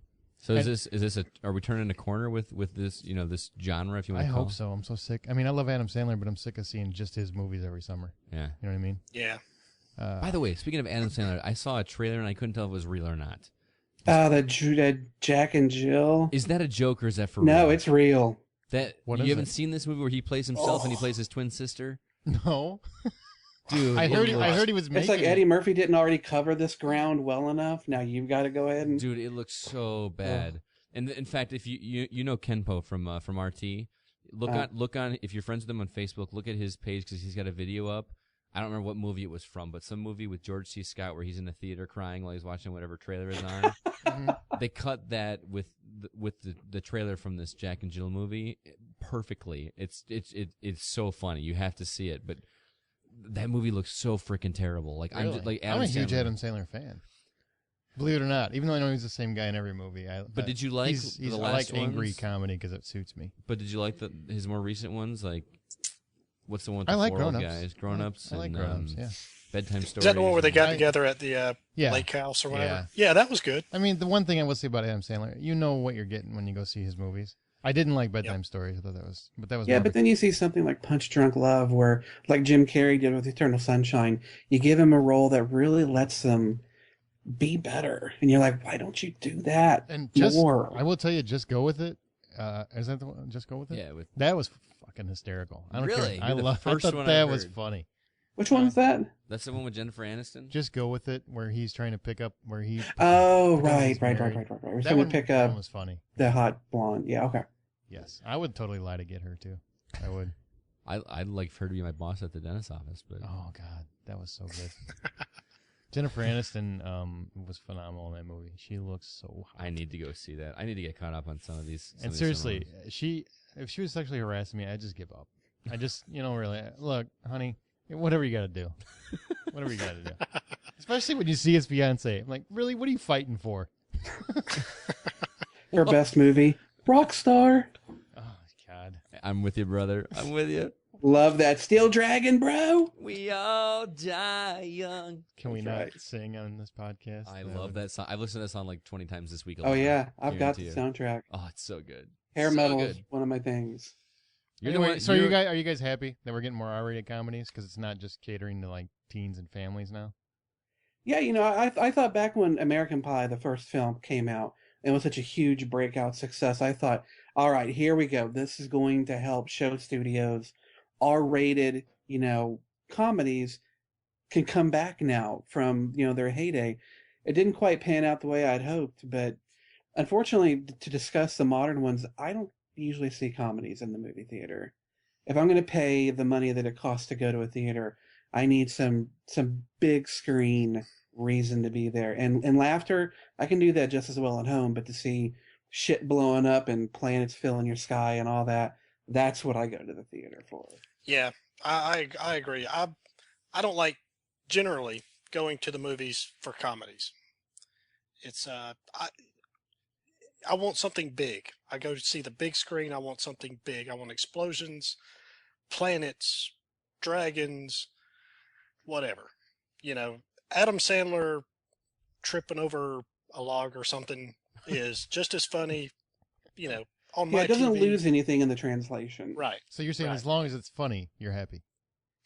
And I Yeah. agree, and I agree with Yeah. you guys, but there's something to be said about going and seeing a comedy on like opening weekend when the theater is packed and you're getting the energy of everybody laughing at the same time. There is something to be said. It's almost like a concert or something. You Yeah. kind of get wrapped up with everybody around you.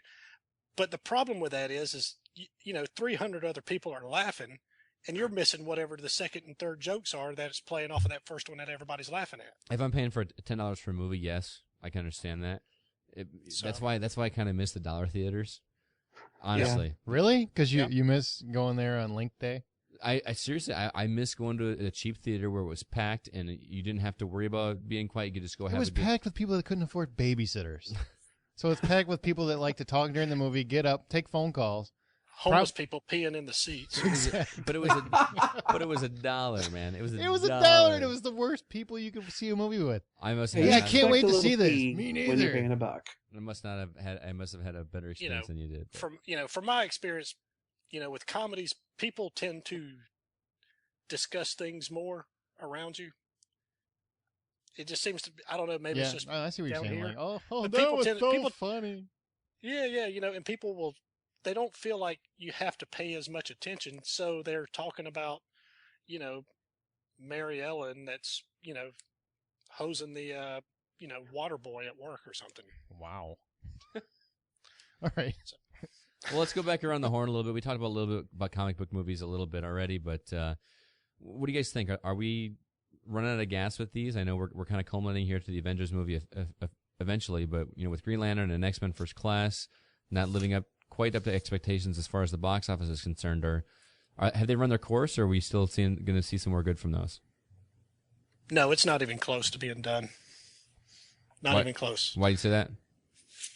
Again, kind of going back to, what me and Justin were saying as far as you want to see something big. You want special effects. I mean, there's a reason why Transformers 3 made like $38 million in its first day. That's not the weekend, that's the first day. Right. That's more than what Bridesmaids have made all summer. Sure. That's more than what Super 8 made in its first weekend. Mhm. There's still a large well of untapped potential from those movies. There's the potential, for new stuff. There's also the potential for making trilogies or more. And look at Spider-Man. They're Rebooting. already starting him over. They're don't already even starting bring that Superman up. over. Yeah, we'll get into that. And we one can touch on that specifically. later. Yeah. But again, like I Fuckers. said, you mentioned the Hulk. They did it once, and it sucked. Let's do it again. That Well, one that one still boggles my mind. They did that so soon after the first one. It but- wasn't very long at all. No, it's 5 years. Well, but they kind of had to do it if they're wanting to do, well, an Avengers film without the Hulk, I don't know if it would be the same. I like what Marvel is doing because there's something about a multi-layered, multi-narrative kind of story that I really enjoy. And the fact that Marvel was smart enough to say, this is our big scope idea. This is what we're going to do. And it's going to take a while. It's going to take a bunch of movies to get to it. But the Avengers is our goal. And Yeah. so, they ponied up the money. They got the talent. They made, several really good films. And it's all leading to something big. And I think the Avengers has, the potential to be massive. We'll just I- have to see how it goes. My frustration comes with DC though. DC is They're- horrible. they're- Horrible. They're not doing it, and with a Justice League movie, they could really do it, and they have the opportunity with. Even though I hate that they're rebooting Superman, because again, I'm one of the few people in the world that really liked Superman Returns. I liked it. I thought it would have been a good setup for a sequel. Fantastic film, in my opinion. I hate that they're rebooting it, but if they're rebooting it, at least uses an opportunity to have this Superman be part of a larger work. When they mentioned Gotham, did they mention Gotham in Superman Returns, or did they mention Metropolis in one of the Batman films? Either way, I think they mentioned Gotham in Batman and Superman. yeah, I really liked that they made that mention because it hinted at the larger canvas that could be there. But from everything I understand, they're not doing that with the Superman movie. If they've already got Batman going with their third film, I can't imagine they're going to reboot that franchise to get a Batman that's going to be contiguous with a Justice League series. And so there's so many great characters that DC has that they could be doing the same thing Marvel's doing, and they're not, and I don't understand it. Well, now Marvel, they're running. I can't see a whole lot of other characters they have that can get their own movie at this point. Now DC's got a shitload because they've only made Batman. Well, they're making a Batman Deadpool and Superman. movie, aren't they? They were talking about it. They haven't actually done it yet. It was But- at the end. It was at the end of one of the films, wasn't it? No. But they talked about doing a Flash movie at one point. Yeah, Ryan Reynolds has been talked about in every superhero movie that's out apparently. Right. Right. And- Yeah, I think an Aquaman movie that, not Entourage related, but an Aquaman movie would be an interesting thing to see. There's so many ways they could go, and they're not, and I don't get it. DC, if it wasn't for Christopher Nolan, that would be it would be dead in the water. Honestly, it really would. He Well- saved Batman. Yeah. He saved the brand because he's the one that's going to produce. He's not directing it, but he's producing the Superman remake. Unfortunately, it's Zack Snyder, so it's going to be Superman flying around in slow motion. And see, I like Zach. I liked 300. I loved Sucker Punch. I'm tired. So- Tired of his style because his movies look the same. It's just like fast action, slow motion. Fast action, slow motion. And you bring up I a can good, see that, but I you bring like up a good it. point with Chris Nolan saving the Batman franchise a little bit. And I know this is a movie podcast, but I think he's somehow brought it back in the gaming world too. With not that he was directly involved, but the fact that it's there has brought back like the Arkham Asylum and upcoming Arkham City games, which is what the first licensed game in forever that's been good. I'm trying to see Yeah. how that connects. Be- Outside of you being a gaming podcaster. No, because Batman Begins rebooted the Batman Yeah. franchise Oh, yeah, a that's long true. time ago, which Chris Nolan did, and In a gritty way. in a gritty way, yeah. And what was the last Batman game? Batman and Robin, I think, maybe for the Genesis. Was there anything even before I'm that? sure they had some. I don't know. Oh yeah, on the Nintendo they had a Batman game that was actually quite good. And when Christopher Nolan saved the Batman franchise by making Batman Begins, we not only have good Batman movies again, but we have good Batman video games as well. Fair enough. So, well, let's finish up the topic section here a little bit about your guys' thoughts so far for the summer. What do you guys think? Has this been a good summer? Has this been a bad summer? What's your take? I think it's been a great summer. Every weekend since the middle or end of May, there's been something that I've wanted to watch. Yeah, And I agree. usually you've got one a month.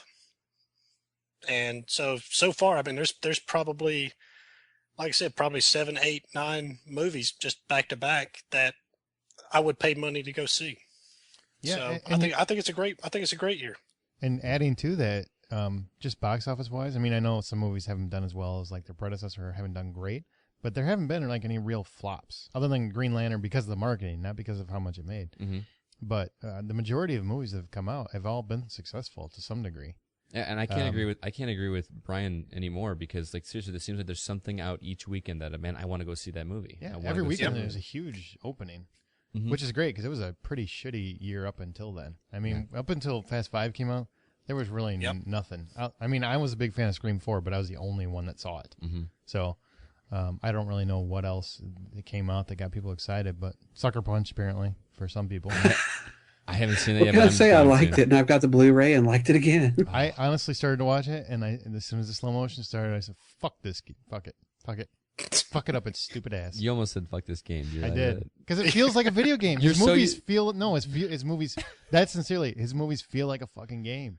They feel like a game. They are so slow motion and then fast motion, and then slow motion, and then fast motion. I just want to punch him in the fucking jaw. I think it's half that and half that you're so used to saying "fuck this game." I am.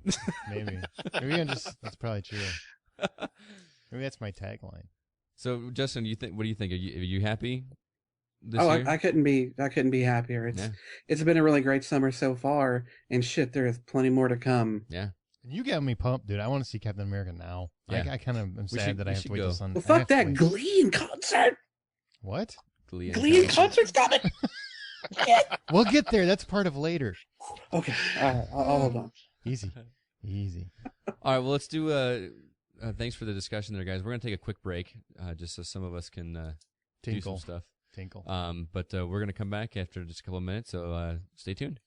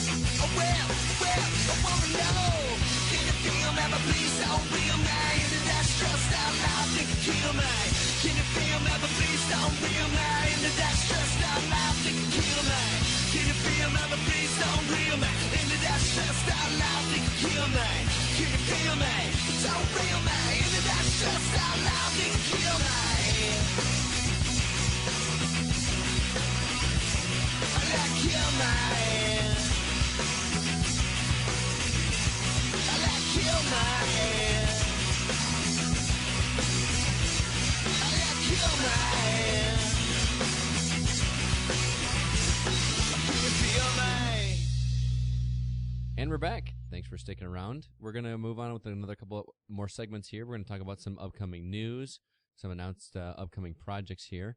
Any of you guys see the new Dark Knight trailer that was released on the internets this past week or two?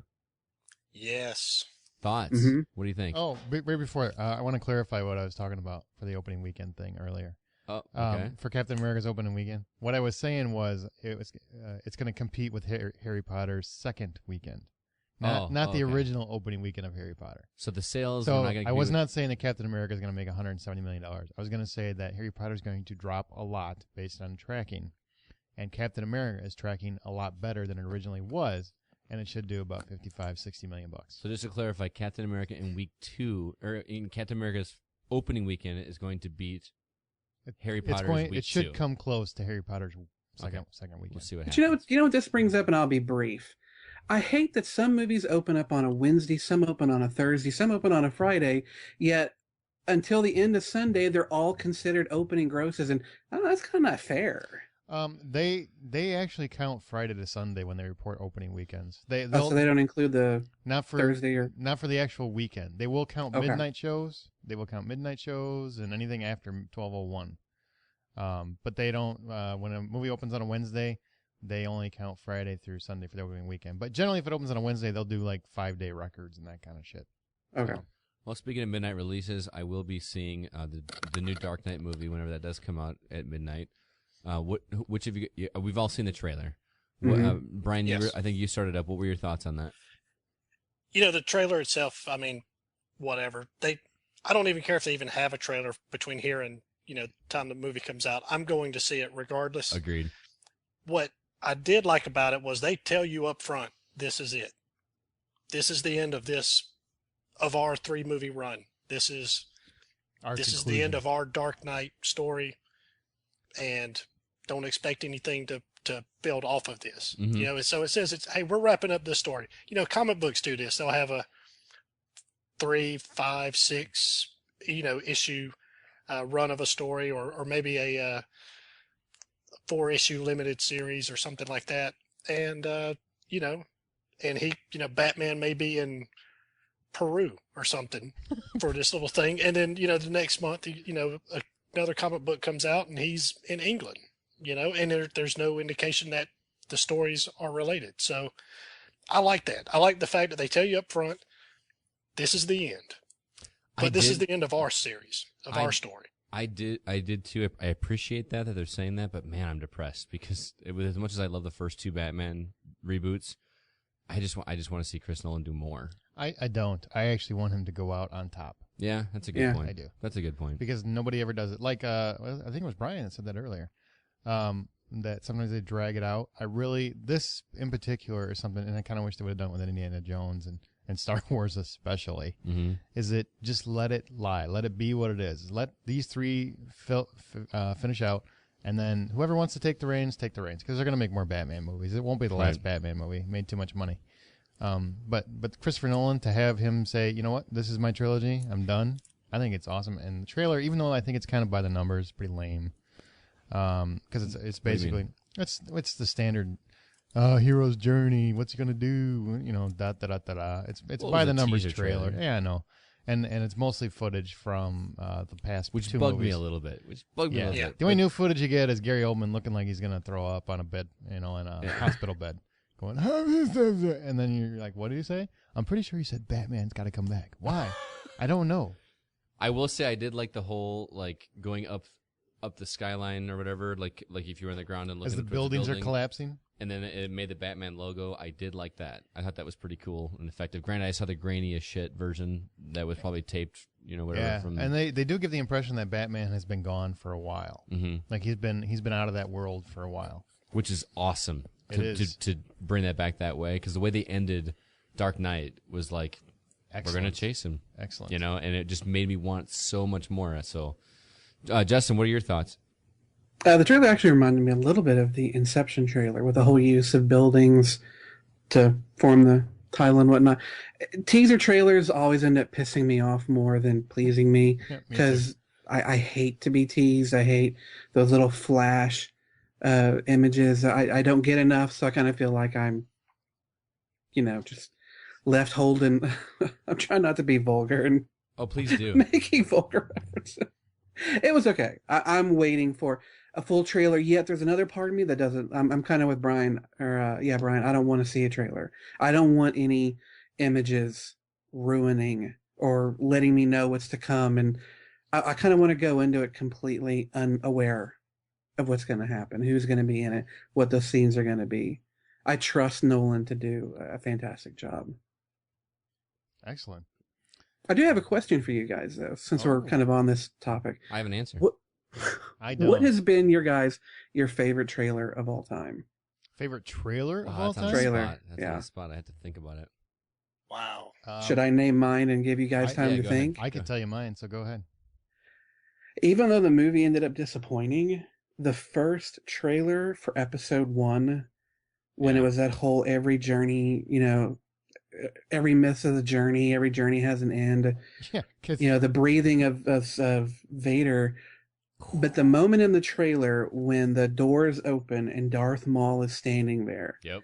and ignites that fucking double-ended lightsaber was like the breaking of my geek hymen. It was fucking incredible. So good. And the movie ended up not being nearly as good.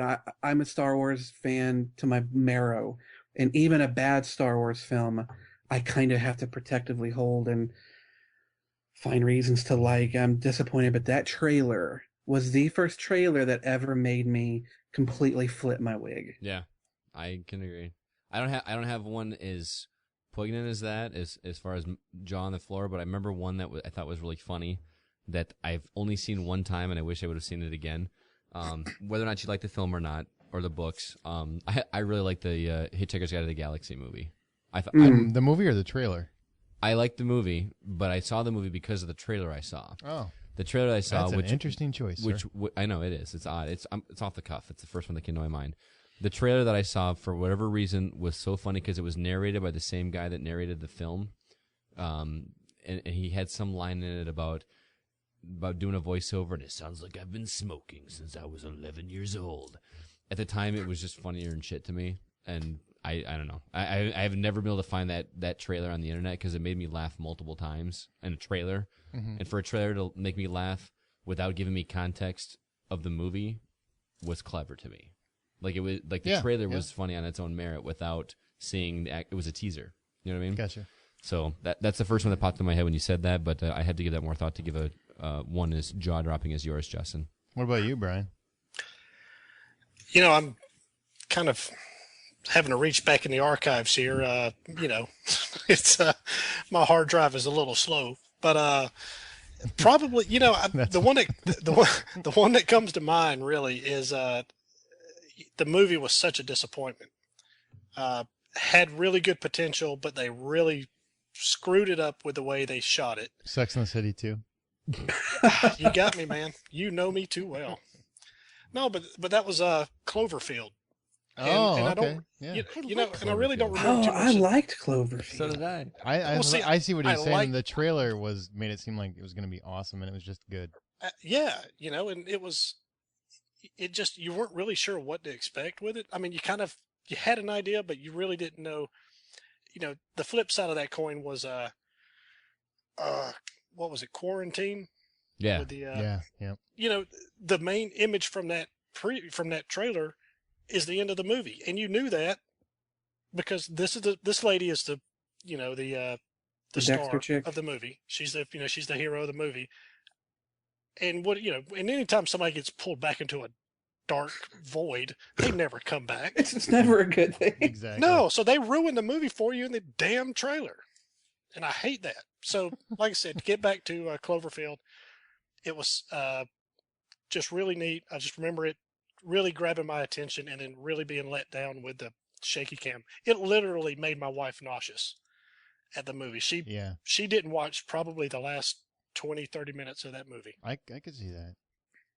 I'm a huge fan of those kind of Me too. faux documentary style, whether it's Paranormal Activity Yeah, or I mean, I am this. too, but you make it shaky for the first 5 minutes or so, and then you just kind of fade it out.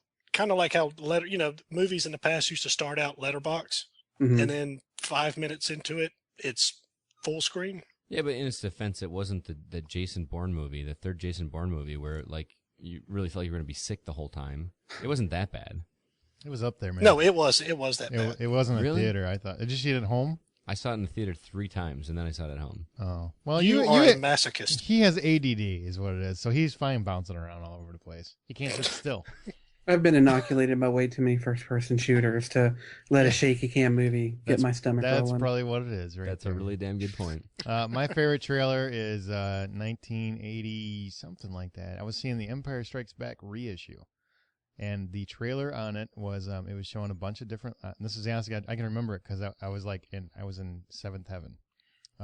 They start showing different locations around the world and said filming here, filming here, filming there.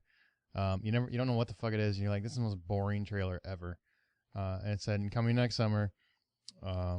And then you start hearing the theme song. It says, if an adventure has a name, it's Indiana Jones. And it was Indiana Jones and the Temple of Doom. And I literally jumped up and started screaming in the middle of the theater.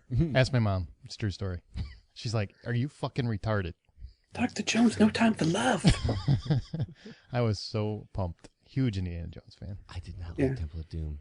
I'm talking about the teaser. I'm talking No, about I the know. trailer. I'm just- I love Temple of Doom. I don't care what anybody says. I know people, oh, he pulled up the heart and there's all they're eating the bugs No, that was and cool. That was cool. Shit. The I frickin' thought chick that was annoying. I love Willie. God, I love Willie. She's hot. Yeah, I so Yeah. wanted to ravage her at 13 years old. I didn't like Harrison Ford in that movie. I thought he was in his typical. What? I didn't like Seriously? Him as much. I thought Oh man! All right, I I'm thought that hanging was up. to this day, my favorite roller coaster blockbuster movie. I think Raiders is a better movie, but Temple of Doom is my favorite roller coaster movie of all time. I just felt like he was acting through That- more of that movie than he was in any of the other two. I thought he was three having a movies. blast. Like the whole scene about like, back off, I don't like loose women. That whole thing just seems so forced and awkward to me. Really, that's the scene that takes you away from the movie. Like No, I'm giving you an example. that's Or that the scene the where- movie is not about him and Willie. Or So the who scene, cares? well, sure, but the scene. Okay, and I'm gonna bring up another scene with him and Willie. But like Okay. when he's pacing in the room trying to decide whether or not to go across the hall to hook up with her or whatever. Yeah. Like Mhm. it just seemed so fake. Like that didn't seem. He was cool and suave in the first movie, especially in the opening scene when he's walking through and he just looks like a badass. And this just seemed like it was opening him up too much. I don't know. And then Well, when but it it's a prequel. He was a younger guy. Yeah, he wasn't developed yet. He wasn't. That's hard- right. He wasn't the hardened. hardened, crusty Indiana Jones from Raiders. well, yeah, but then we go to the Last Crusade and we see where he got hardened and crusted when he was a kid. So that kind of throws that whole thing out the window a little bit. Well, I mean, if you look at River Phoenix and you grow into Harrison Ford, I'd be a little sad too because he used to be dreamy. Now you're just okay. Indiana Jones is for my wife what Star Wars is for me. Yes, Really? and me too. That is my pinnacle of character. How did we go from talking to the Dark Knight trailer to Indiana Okay, Jones? well, let's go to the next. I'm one. sorry, I'm done. No, Yeah, it's No, okay. no. No, that's I a- thought that was a great question. That was a good Thank question. The next topic we got on here is Nope. Did you go with Spider-Man? I want to talk about that. Anybody seen the new Spider-Man trailer? The Amazing Yes. Spider-Man, the I new didn't. Amazing Spider-Man trailer. mm-mm. You didn't see it? I didn't see it. Why? It fucking came out 10 years ago. I don't understand why they're doing the exact same story. They're doing an origin story again. I Mhm. understand rebooting it with the new characters and everything because Toby's busy doing a Seabiscuit 2 or something. Yeah, but now his whip shooters are mechanical. It changes everything. I'm fine with that because that's more, That's actually the original comic. that's the isn't it? original. well, it is comic. true to the concept, but it's fucking. It hadn't been that long. I know. How short is our attention span that this is possible? I couldn't watch the trailer without thinking of the original movie. I couldn't watch it without thinking of the original movie. And the first movie was fine. The first movie was great. I mean, it was. I mean, as a huge Spider-Man fan, and I am a huge Spider-Man and a fan. Sam Raimi. I fan. thought it was, and a huge Sam Raimi fan. I thought it was pitch perfect. And now I mean, it looks like they're making it a gritty Spider-Man. Like, oh, he's full of angst. No, he's not. He's not. He's not angsty Batman. over his uncle, and that's it. I mean, granted, Spider-Man fucked everything up because they started making, oh, maybe we didn't get the right guy in the first movie. Yes, you did, you jackass. And we've got black goo all over. So every time, and Toby likes to dance in the street. Whatever they did wrong in that movie, they could have just rebooted it, and Spider-Man existed already. They don't have to do the origin all over again. The only good thing about that third one was Bryce Dallas Howard. Yep, that's it. Yeah. That was it. She did look good in that movie. What do you think, Brian? You're a big comic book movie guy. Did you see it? Yeah, I saw the trailer. I'm fine with it. I don't mind them, starting over. It was the problem that they got away from Spider-Man in the last couple of movies. It was more about him and Mary Jane, and it just the love triangle thing with Harry, and it didn't work. I was checked out with movie 2. I Big will. boobs do not a character make. I will disagree. Mary with, Jane, I'm sorry, but Mary Jane should be. You should see her a few times in the movie, but every movie is, oh, Mary Jane's in trouble and I gotta save her. That part's true. Like there's yeah. nobody else in the fucking world. That's a good point. But I will say Spider-Man 2 I thought was great. I thought that was well done. I did get sick of the Mary Jane's and Jeopardy bullshit. Yeah, You did it in the first movie. You don't need to do it in every one of them. right. But I didn't like because the of Crooked Tooth Girl, you got to give her more screen time. So you got to bring her sorry ass into the, make her a bigger part of it. So Although I will have to say, when she at the end of Spider-Man 2, when she said the line "Go get him, Tiger," Yeah, that was good. pretty cool. That was cool. I will say that. So, Oh well. yeah, okay. all right, Dark Tower, which I will have to pass off to one of you guys because I honestly know nothing about Dark Tower. One of my close friends, Rob, the reason that I brought that up is that's a huge deal to him. Huge fan of the books. And I thought, for a second, well, maybe this is the next big film series. Even though it's Stephen King, it is a very wide series of books. It could be pretty strong series. And they had it all set up with Ron Howard and Ron Howard's production company to get the thing, make it movies and mix for the TV show. I mean, it's a very well thought out process.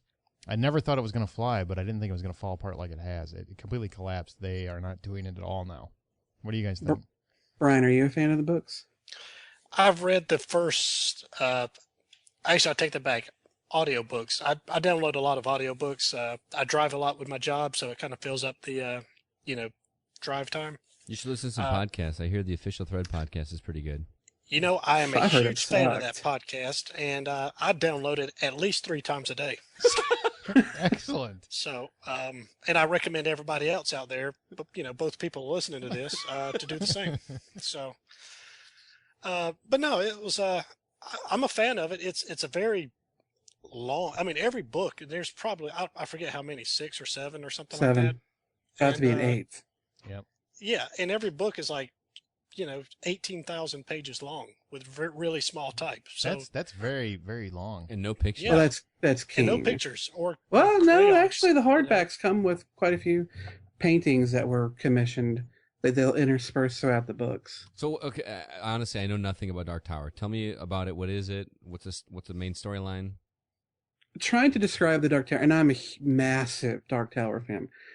Trying to describe what it's about is incredibly difficult because it is a combination of Western changes, right? and sci-fi and fantasy and horror. There are so many, disparate elements brought together to make it. Essentially, it's a story of the character of Roland Deschain, who is the last gunslinger.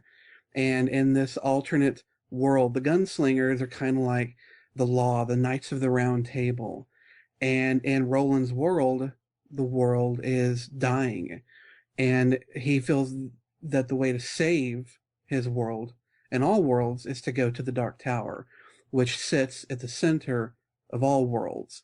And if he can get to the Dark Tower, then he can save his world. But of course, on the journey, he's chasing the Man in Black, which is Randall Flagg, which if you've read The Stand or Eyes of the Dragon, that these characters are populated across. The Dark Tower touches on most of King's work, whether it's in a small part or a big way. But it is such a strange series of books because it's a Western, but then it kind of becomes a fantasy, and then it kind of becomes a crime thriller with sci-fi. And, when he finished the 3rd book, and I don't want to make this the Justin show, but he finished the 3rd book, and he stopped writing them for a while. And then he got in an accident where a van nearly killed him. And while he was recovering, he kept getting letter after letter begging him to finish the Dark Tower, even though it's kind of selfish. Hey, I hope you're okay, but finish the book series that I love so much. And he knew that he kind of had a debt that he needed to finish the series, and so he started writing them again. And he wrote books. No, I'm sorry, he wrote the first 4 because Wizard and Glass was the 4th one, and he didn't start again for a long time. But he wrote 5, 6, and 7 really quickly together. And they really start getting strange. And I mean, even for Stephen King, they get strange where the fucking golden snitch from the Harry Potter books show up, lightsabers show up.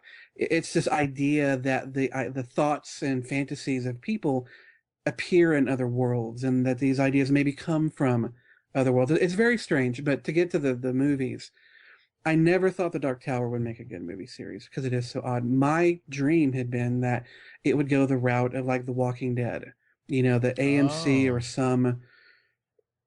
HBO, with Game of Thrones. I think The Dark Tower could be another Game of Thrones for them because it does have so much story to it, and they could really do a good job with it. And when J.J. Abrams and his crew were talking about doing it, I was really excited because J.J. Abrams and Damon Lindelof, they're all huge fans of King. You can't watch Lost without seeing King throughout all of it. Mm-hmm. And when people are passionate about something, I want to see what they're going to do with it. When that fell through, I got really disappointed. And then Ron Howard came in. I was like, well, that might work, but I really don't care for the Da Vinci Code and Angels and Demons. He's kind of phoning it in. Part of me is glad it's fallen apart because I don't know what would have resulted from this hodgepodge of movies, TV show, some of the story here, some of the story there. I really wanted a TV show like The Walking Dead, Game of Thrones. I think it would have been fantastic. So what's kept this, or what's made this fall apart? I don't know the story. They couldn't work it out. The timing, that's what I've the heard. budget was a big part of it. It sounds like it for I mean that I'm interested in the story. You've almost made me want to go read the book. It's almost like they were, a lot of times when they do these adapting books, they go with the first movie and then they do contracts based on if this is successful, we pick it up and all the actors have to come back. They were doing it more in terms of they were budgeting like they did for Lord of the Rings, which is where they did all 3 movies at once. They were looking to do it, get them released and everything else, but basically keep filming them. You know what I mean? Mm-hmm. As all at once to continuously do it, which would be an astronomical budget. Yeah, I mean, for Lord of the Rings, I could see them doing that because everybody read Lord of the Rings in high school, right? I think you'd be surprised how big the Dark Tower really is. Oh, is it? Okay. Yeah. Yeah. It's, And it's again, pretty I'm big. ignorant. I'm ignorant on that then because this is the first I've heard about Dark Tower since it started being talked about movies. So, and that's just me being ignorant. So, Well, you can't read either. I can read better Well, than if they ever Brian. do the Dark Tower, I'm waiting. I hope they'll wait until Timothy Olyphant gets a bit more grizzled. Because for me, he would be the perfect Roland. Oh man, I can't relate because I don't know the character. So, Just imagine, Timothy Olyphant from Deadwood. I didn't watch Deadwood either. Oh, fuck, dude, what? Do you- Oh, shit, Deadwood is so good. Timothy Olyphant's the kind of guy that looks like he should have been born with a gun at his side. You don't watch Justified I either? love Justified. A lot of it. He is a gunslinger born. He should be Roland. Absolutely. Yeah, I would agree with that. All right, I'm done. I'm sorry. That's all right, Aaron. Talk to us about this next topic you got up here. This Tarantino movie coming up. This is another one that I know very little about. Okay.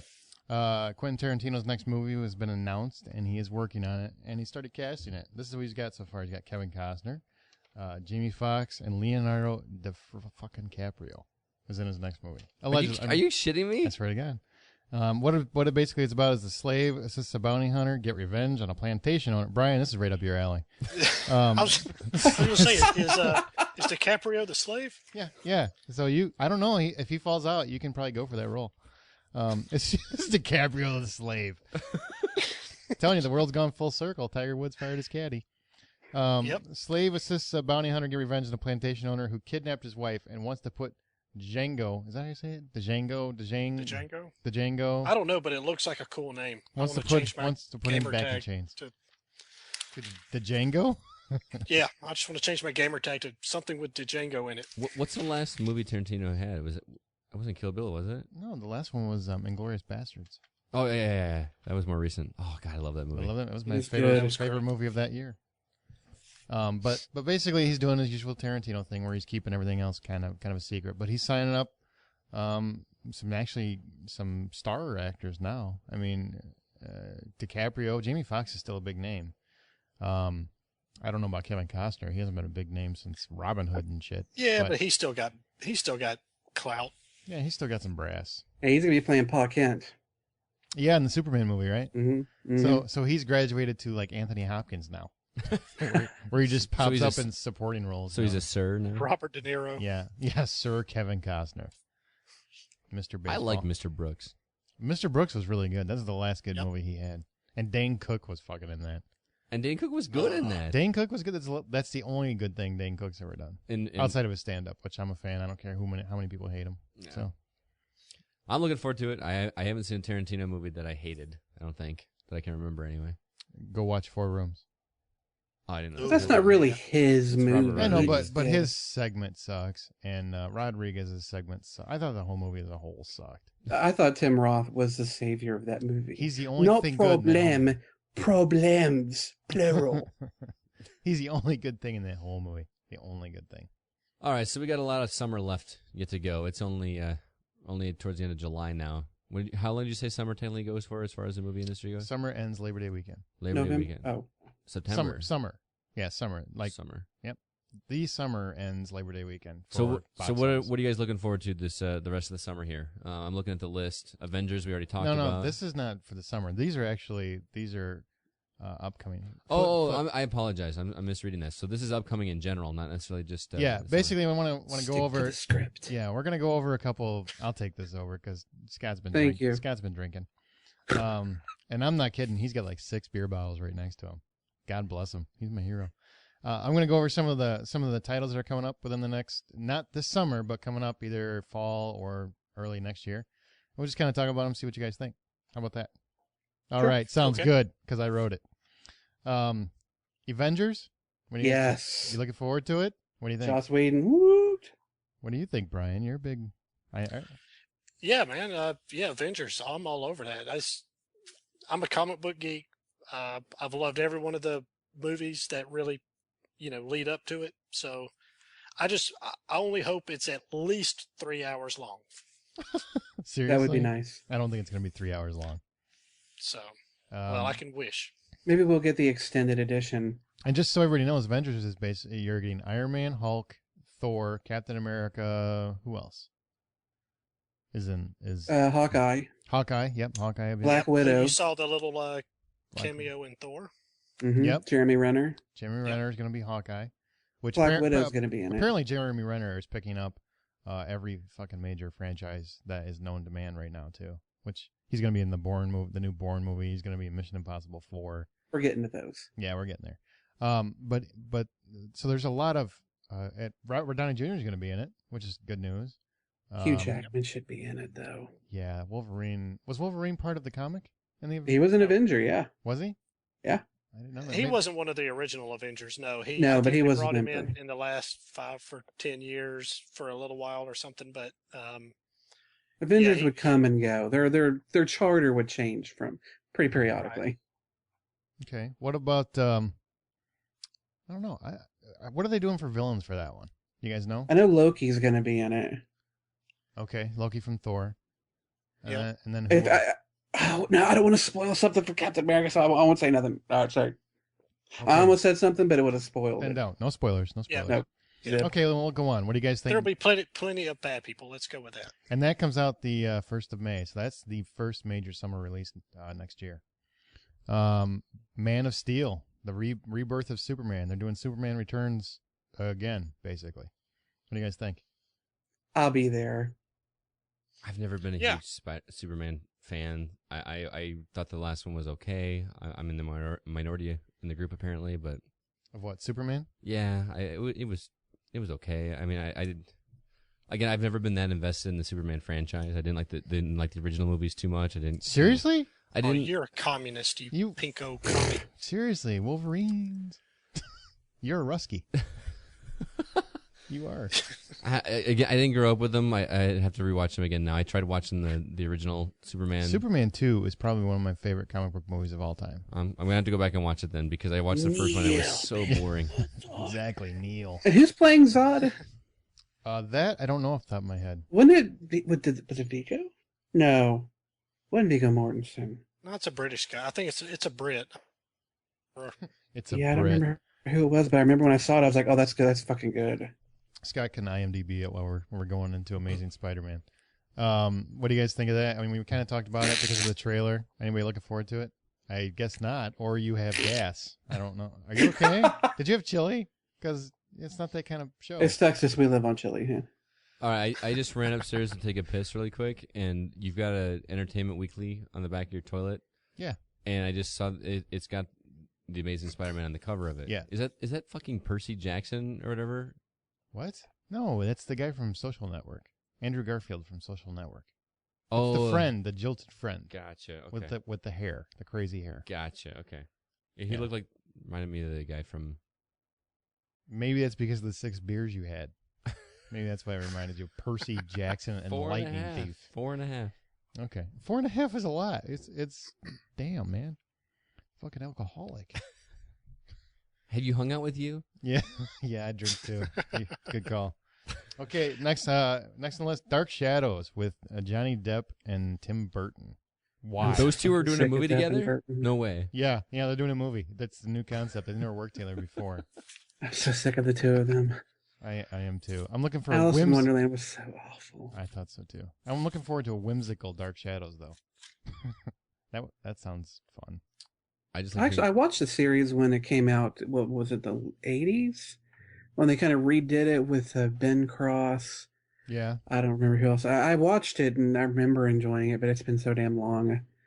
I'm just tired of Johnny Depp being in everything. I miss him being a cult actor. You know what else he's doing for? I think it's the winter of next year. Is Lone Ranger.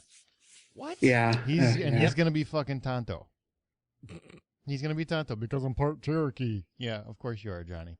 You know. Ringo was good though. Yeah, Ringo was good. His voice work was quite good in that. Don't get me wrong. I love Johnny Depp. I just think I miss the days when he did quirky little projects. He doesn't even do that as a side thing now. I mean, everything is a big budget, ultra ridiculous set piece. It's Are you not a Mexican or a Mexican? Are you a I Canada like or a that Canada don't? What about Brian? You looking forward to either one of those, Dark Shadows or Lone Ranger with Johnny Depp as Tonto? I'm curious to see what they're going to do with Lone Ranger. I'll probably check out Dark Shadows just for nostalgia reasons or something. But I wasn't that big a fan of the show. It was kind of a little too much before my time. But I played the You shit know. out of Lone Ranger on the original NES when I was a kid. Everything relates to a game with you, doesn't I it? can't help it, dude. It's a movie podcast. we don't want to alienate the nerds. All right. I'll Right. shut up. Here's one that Justin and I will probably be just as excited for. Cabin in the Woods, which is Joss Whedon's horror movie. Oh, Joss It's Whedon, not I'm on your sold. sheet. What's that? Joss Whedon, I'm sold. Yeah, I'm really looking forward to that. That's been pushed back about a year or two. It's been just sitting on the shelf, but apparently it's supposed to be a good movie. It's coming out April 13th. I'm really looking forward to it. What do you guys think? Yeah. Oh yeah. that is my birthday, so it's got to be a good movie.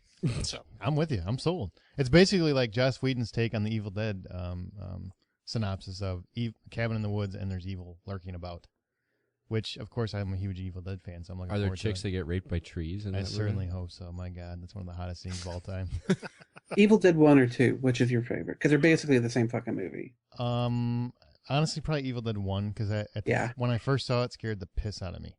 It's a much scarier film, I think. Yeah, not now, because, I mean, everything's so tame. Now you watch it and you're like, really? That's so ridiculous. But I remember at when the time, when you first showed me Evil Dead, because I didn't watch it until I watched it at your house, Yep. probably like close to 10 years ago. Yeah. There were some really unique camera shots. like were a done- tree fucking a chick in the middle of the forest. No, not 'Cause not- That was more unique. 2. I'm not And I will talking be about- honest, I masturbated to that scene more than once. Go ahead. I'm not Look talking about at that concepts. foliage. I'm not talking about concepts. I'm talking about Foliage. I'm not talking about concepts. I'm talking about cinematography. Like there Oh, were some yeah, of the yeah. spiraling camera shots that he did that I had that for as old as that movie was, I was like, wow, this is really cool. I think Very you quirky. pointed out to me it was very I enjoyed that movie. So Very quirky. I still like Army of Darkness the best out of the three of them because you Boomstick. can quote that shit all day. you got to show I actually it. have the limited edition DVD when Bruce So do Campbell came through town, autographing books for his first book, If Chins Could Kill. I took that DVD up there and had him sign I took it out of the case so that he wasn't just signing plastic, but I had him autograph that DVD. And eventually I will have sold every DVD replaced with Blu-ray, but that is one I will never get rid of. I have that same one, the limited edition, signed as well. We Ah, met him bro. in person. Yeah, we met him. We went to the Boba Hotep premiere. Especially this was like Oh, it in was the a mid- screening. It or wasn't a screening. premiere. Sorry, screening. It was before it came out, and we got to meet him. And I also met him at a book signing too. But Yeah, he's cool. we got to watch Boba Hotep with him in the audience, which was really cool. That was Mhm. before That's Burn cool. Notice and all the weight. Yeah, that was before he started drinking heavily. I miss his Briscoe County show. Dude, I love Briscoe County. That should have made him. Mhm. That should have made him a star. It really should have. No, I didn't even know they were making a Men in Black 3. Yes, that for Men in real? Black 3 is the next one. They are redoing Men in Black, or they're not redoing it. They're making a sequel, and apparently they're bringing in a younger guy. It's probably Jeremy Renner. I don't know. Well, no, Um, what they did is they brought in who was the guy from No Country for Old Men, the Oh, Josh Brolin. Josh Brolin. Josh Brolin to play a young version of Tommy Lee Jones because somehow Will Smith goes back in time. And so Josh Brolin's playing a young Tommy Lee Jones. I've seen pictures of it. Looks fucking spot on. Yeah, but do we need a third one? I mean, the second The one. second one wasn't- sucks so bad, but I'm a glutton for punishment. I will probably see it. Granted, I love Will Smith. Believe it or not, I do love Will Smith. But Welcome to Earth. welcome Earth. I like, Earth. I Welcome like to Earth. Independence Day. I love Will Smith is great, man. He really is. But I don't know if I want to see Men in Black 3. I would rather see Bad Boys 3 because that's quality. Oh, entertainment. fuck yes. I'm serious, man. Oh God, when no. they Oh, the throw second one was so good. when they use corpses as fucking disruptions for cars, that is a highlight to me. I don't know how you top that. I mean, seriously, I've never seen people throw corpses at traffic before. I'm an unabashed Bay fan, and Men in Black 2 is a very much a guilty pleasure. I have to agree with Justin. I actually kind of like Men in Black 2. I didn't like it as much as the first one. The first one I liked a lot better, but You really like Men in Black too? Really? I liked it not as much as the first one. I enjoyed it. Like Justin said, it's kind of a guilty pleasure. I recognize that there's a lot of goofy shit going on in that movie. I thought Johnny Knoxville as the floating head was pretty funny, actually. And I Woosa. thought it was funny. I didn't like it at all. Yeah, but you hate fun though. I do hate fun. Yeah. I'm not gonna lie. I hate fun. Next is Bourne Legacy, which is the rebirth of the Jason Bourne movies. Now, this is a prequel, or does this take place after the original? I don't fucking know. It's Okay. it's not Matt Damon. It's Jeremy Renner. Apparently, he'll probably get amnesia and forget that he doesn't look like Matt Damon at all. Okay. So, It's a face-off meets Bourne Legacy. Yeah, there you go. He saws his face off and throws it on Matt Damon's body, and then nice. takes over. So we're going to skip over that and talk about the next Pixar movie that I'm not aware of. Talk to me about Brave. Okay, it's Brave is apparently set in Scotland, and I'll read it. It's set in Scotland in a rugged. I'll do it. Stop Let me it. do it with my Just- Sean no, Connery just- voice. Just stop it. Set in Scotland in a rugged and mythical time. Seriously. Brave features Pushy Oh my galore, God. Meridia, Suck it, Trebek. an aspiring otter, an impetuous daughter of royalty. Merida makes a reckless choice that unleashes unintended peril and forces her to spring into action to set things right, Moneypenny. I don't fucking know what that means, but it's. I don't know you. I don't know how I ended up on this podcast. It's just it sounds like something original, which is good. Pixar is much better at original material, obviously, than sequels. Outside of Toy Story 3, I don't think they should mess with their franchises anymore. Just stick to original stuff. Well, and as much as I said I wasn't a big fan of Cars, I didn't hate Cars. I appreciated it for what it was. Has there been a Pixar movie that has disappointed me to the point that I said it was a bad movie? No. A Bug's Life for me is my least favorite. I actively actually dislike A Bug's Life. Really? I like ants, and I It think had that Dennis kind of- Leary in it. and the head-to-head clash of ants versus A Bug's Life. I like the ants. I don't know why. It had Dennis Leary as a ladybug. How could you not I know, like I that didn't like movie? that. And Dave Foley. I like Dave Foley, but Shoe fly, I don't don't bother know. me. Yeah, I wasn't a big fan. I like Kevin Spacey in it. That's about it. Pixar has only failed me that one time, and I'll be honest. They won me with Up. I know they can do a serious God, story. Up was I- so oh good. God, do you cry? the first 5 minutes of that movie is probably some of the best storytelling Seriously, I've seen in a cartoon. To be in my that life. emotionally Yep. involved in a character that early in a movie is fucking brilliant. Mhm. My wife and I were just in tears. Seriously, it was And then just at the end, when he gives the kid that badge, the Coke bottle badge for Yeah, and the funny part is when I went and saw it, I didn't want to see it obviously, But I went and saw it. You know, I saw the trailer. I'm like, well, it's gonna be an old guy pedophile. That's what this thing's about. And it actually being a pretty moving movie about an old guy pedophile. So it was pretty good. So Brave, I'm actually looking forward to that one because it's an original story. I do think. And Billy Connolly does one of the voices in it, so that's that'll good be enough good. for me. Sweet. Maybe he'll do like a Boondock Saints thing. What do you think? And it's their first He'll just film start with a shooting female bitches. protagonist, or the lead character is a woman. It's their first one. Really? I didn't even think of fun. that. Yeah. That's good to know. I'm all about women's rights as long as they do my dishes. Yep. That's right. Jesus. Okay. No, wait a minute. Total Recall. Just kidding. They're remaking Total Recall with Colin fucking Farrell. That's the next Is there one. a chick with 3 boobs in it? I'm probably, because how do you do it without?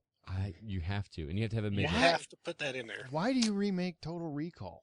And I guess it's trying to be more true to the actual story. I was gonna say you could make that better. Let's Well- be honest. You could. I don't know. And That's some Schwarzenegger cheese at some of its finest. and I guess it's not going to take place on Mars. It's like all on Earth. So I don't know I don't know the story. The So we're gonna original get story. our ass to Earth. Yeah, exactly. Get to the chopper now. Oh, So you guys got that to look forward to. And here, I like Colin Farrell, so I'm kind of interested. I'm after seeing the Fright Night trailer, which I'll get to later. I'm pretty interested in his future work. I think he's really finally coming back to where he used to be a long time ago. Before he Have you fucked it seen all In up. Bruges? in Bruges, Yes, exactly. That is a great movie. That was You the- asshole for beating me to it. Yeah. Sorry. I thought about going there, but then I didn't, and so I won't. that life's so good. I Here- thought he was really good in Miami Vice too. yeah, I didn't didn't see that. I didn't like the movie, but I did like him in it. I like Phone Booth. He was fine. Yeah, Phone Booth was good. He had a long spurt where he could have been a really good actor, and then he blew it by just doing a bunch SWAT. of shit. Yeah, SWAT Was it and Alexander? and or whatever was the it- Al Pacino movie was. Oh, They- Alexander. That's one movie that I actually fucking hate. Yeah, except for That's- Rosaria Dawson being naked. That movie sucks. Right. That's the only good thing about that movie. The only good thing. Okay, the next one is pretty exciting for nerds. Not for me because I never want to fucking see this movie again. But episode 1 is going to be in 3D, and then each installment every year after that. So every January they're going to have the next Star Wars movie in 3D. Wait, all 6 or? All 6 movies are going to eventually be in 3D. Well, I'm gonna see the original trilogy for sure. Right, but that's 3 years from now. What I want to know is why the fuck? A, do it a little faster, George. Come on, you got the cash. B, why do you got to do episode 1? Can we do it in the order we originally saw them, so I can see 1 a long time from now? And maybe you One's have, probably easier. Yeah, but then he has time to actually make it good, because I- it's not a good movie. I don't want to see it in 3D. I don't want to see it in 2D. I don't want to see it in 4D. I don't hate it as much as you did. I enjoyed parts of the first one. Yes, there's train wreck parts in it, but I will probably be seeing Jar episode Jar 1. Binks in 3D. Jar Jar Binks in my fucking theater. I don't think so. That's I'm- not going to happen. You know, and in your face, Jar Jar Binks. Yeah, right in your seat. And you know what? It's Right up in your grill. The only plus side No- to it being no in thank 3D is that little whiny shit is going to be right there, and I can smack the fuck out of him. and you know Yeah, what? but you know the pod race is going to have to look awesome in 3D. Yes, And it so is the is. Darth Maul fight, but I don't want to. I'll come in. I'll show up at the last half hour. How's that? then maybe it'll be worth it. But the other however long it was, 14 hours long. The 13 and a half hours before that are not worth it. It's none of that is going to be enough to keep me from seeing that in the theater. I'm going to do Yeah. it. I love Star Wars too much to See, not you're do it. you're what he counts on. You're- Lucas will get my money he again. will absolutely. You Can we- realize he just sits there like a Bond villain with a cat on his lap, going. That's fine. Can we skip over? Can we skip over Twilight, or do we got to keep talking about that more? No, Twilight Breaking Dawn Part 1 comes out. Nobody gives a shit. The next one is John Carter, which I don't really know the story well. I know, Scott, you kind of do. Who does? Do you know it, Justin? You familiar with John Carter? John Not Carter. really. John Carter is basically it's based on an Edgar Rice Burroughs book. In every science fiction movie, and then some, Look at has Brian with taken the has taken something from this book. It's based on the actual book years ago was called Princess of Mars. There was also a comic book called John Carter of Mars, and it's basically about a Civil War, Civil War era, soldier who wakes up. He's like, holy shit, where am I at? This place looks weird. And come to find out he's on another fucking planet. So I don't think they call it Mars in this movie, but the lead is played by Taylor Kitsch. He played Gambit in the Wolverine movie. Yeah, I'll give him a chance. I thought he was pretty good Yeah. in Wolverine. And I agree. I kind of wanted to bring this one up about the as far as the series, because Disney is hoping this may be their next big franchise. Really? Yep. Well, that'll be interesting. I don't really know anything about it, so I'm kind of interested to see like some But final you will, footage. you will see this movie, and your average person is going to think, they've ripped off Star Wars, they've ripped off, whatever else, and Star Wars 2. actually, in all actuality, everything else is ripped off this. So, Interesting. so Look forward to it. Okay, the next one, Sherlock 2. I am sold. I'm a huge Sherlock Holmes fan. yep, same So- here. I'll be there opening day. And it opens against, like, they haven't moved it yet. They're considering moving one of these two because they open on the same day. But Mission Impossible 4. Fuck yes, that trailer sold. It looks awesome, but I'm telling you what, Sherlock wins me, like, on day one. I agree. I'm more excited about Sherlock than I am Mission Impossible, but goddamn if that Mission Impossible 4 didn't surprise the hell out of me, that trailer. And Tom Cruise's hair is back. From, like, Mission Impossible 2, his hair But this is back. Brad Bird's first live action film. Explain I who have Brad, to see it. explain who Brad Bird is. did The Incredibles, but this is his first live action film. He also did The Iron Giant, Iron so he's Giant, more of an animation Which guy. is Vin Diesel's finest film, by the way. I didn't know Vin Diesel was in Vin that. Diesel's the voice. Oh yeah, he's the voice of the Iron Giant. I didn't know that. I don't know. I love Chronicles of Riddick. Don't tell people, but when it comes to space operas, I eat that shit up with a spoon. So I love Riddick. I like those movies. But Ghost Protocol looks phenomenal. I really like Brad Bird, so I'm sold. That trailer kicked my ass. And this is the other one that Jeremy Renner is in, because apparently he is the go-to guy for filling people's voice. He looks badass in it too. He does. Dude, he's a great actor, but he's in every franchise movie. He's quickly becoming Shia LaBeouf again. Oh no. That's true. That's a good call. Every fucking big movie that comes out, Shia is in it, and that's why I hate him. Yep. Backlash, big time. Yep. Ghost Rider 2. Who's dying to see this? Huh? I've heard Why? that it's supposed to be, from people who have seen stuff, it's supposed to be a complete reversal of the first movie. I mean, as far as quality. Is I've Nicolas heard Cage? Good. Is Nicolas Cage in it? Nicolas Cage did Drive Angry. Did you see that? Yeah. Fucking movie rocked. Parts of it were pretty fucking cool. I didn't. I enjoyed that shit from beginning to end. I didn't think it was a great movie, but there's some parts. And William Fichtner, he was fucking Yeah. awesome as the devil or devil's buddy, whatever the I hell he actually was. kind of want to see that movie. Devil's accountant, yeah. But Ghost Rider 1 is probably one of my least liked movies ever. I saw it in Ever. the theater. I have to went say, to like the- I said earlier, I'm a big comic book geek. I haven't bought a comic book in years, but I grew up reading them, and I hold all of these comic book movies, a little closer to my heart than most people. That being said, I have watched Ghost Rider 4 times and have fallen asleep in it every single time. I fell asleep in the theater watching that movie. On Did you? opening I'm just weekend. saying, I've I saw heard. it It opening is weekend. so Stuff. bad. I've It heard. looked cool. It was a hold cool your opinion. concept. Oh, guy with a flaming skull that rides a motorcycle with a chain whip. Fuck yeah, this is awesome. Boring as shit. It was so bad. Oh, I'm just saying, hold your opinion. I've heard good things. Whether or not that's going to pan out, I have no idea. But from different podcasts that I've listened to from movie guys, I'm going to wait and see. I am not going to immediately dismiss it. Cautiously optimistic. Yes. Fair yes. enough. Talk to me about Girl with a Dragon Tattoo, because I saw the trailer for this and I That is have a no idea fucked what up trailer. I have no idea what the fuck is going on in that trailer, but I'm intrigued. I bet you Justin could probably explain it. Yeah, better he's than probably anybody. No, Right. I've never read it. My wife's read it. She loves the books, Well, but I've not read it yet. I'm interested. So that if any listeners out there haven't seen this trailer, go watch that trailer. This is one Well, of the I most, don't want to spoil it. It's actually it's hard to talk about it without spoiling any of it. But it's very popular Swedish films based on books that are worldwide phenomena. Mhm. Daniel Craig is in it. What is the Fuck girl? yes. The girl's name Naomi Replace or Replis, whatever her name is. She was in The Social Network. The guy that Michael Cera makes fun of that breaks up with at the beginning of The Social Network. She is the girl with the dragon tattoo. It's really hard to explain, but they're basically remaking them, and it looks like it's going to be dead on, which I hope, because the trailer the interesting thing about the trailer is if you go watch it, all it is constant flashes of little scenes from the book/movie, the original movie, and it kind of gives you a taste for we are going as dark as you think we're going to go. Right. So it's really interesting. I'm looking forward to that one. I seriously am too. I had heard about this movie, about it being a Swedish film, and heard different things about it, and I saw the trailer and was immediately sold when I saw the trailer.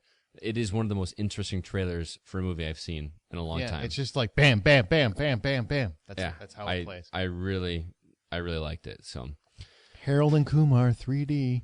are we really going to talk about that? Is it really necessary? It's coming out. Is there going to be boobs Whatever. in 3D? Or I don't know, but God damn it, Neil Patrick Harris will be in it. How about Puss in Boots? Why? Why Puss in Boots? Why are they doing a Puss in Boots movie? Shouldn't that come out like 5 years ago? I love the character Puss in Boots in the Shrek I loved movies. it in Shrek 2. Aren't we on like Shrek 8 now? 4, I think. I saw a trailer for Puss in Boots at the beginning of Thor, maybe, or something.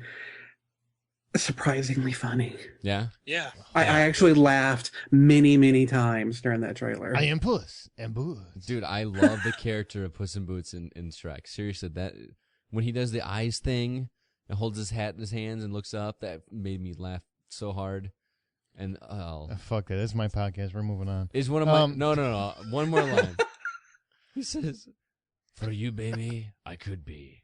Oh God, I used to quote that. Oh, it's so funny. Yeah, how much did that work for you? Did that work for you? I'm married. Yeah, that didn't work at all, did it? Okay. And, Is this for real? Is this for and the real? winner for my favorite title of next summer is Abraham Lincoln, Vampire Hunter. This is a joke, right? It's a real movie. No, No, it's based on a book. Yeah, I I've read it. just finished the audiobook, and I really like it. I'm so pumped to see this movie. It is Blade with Abraham Lincoln.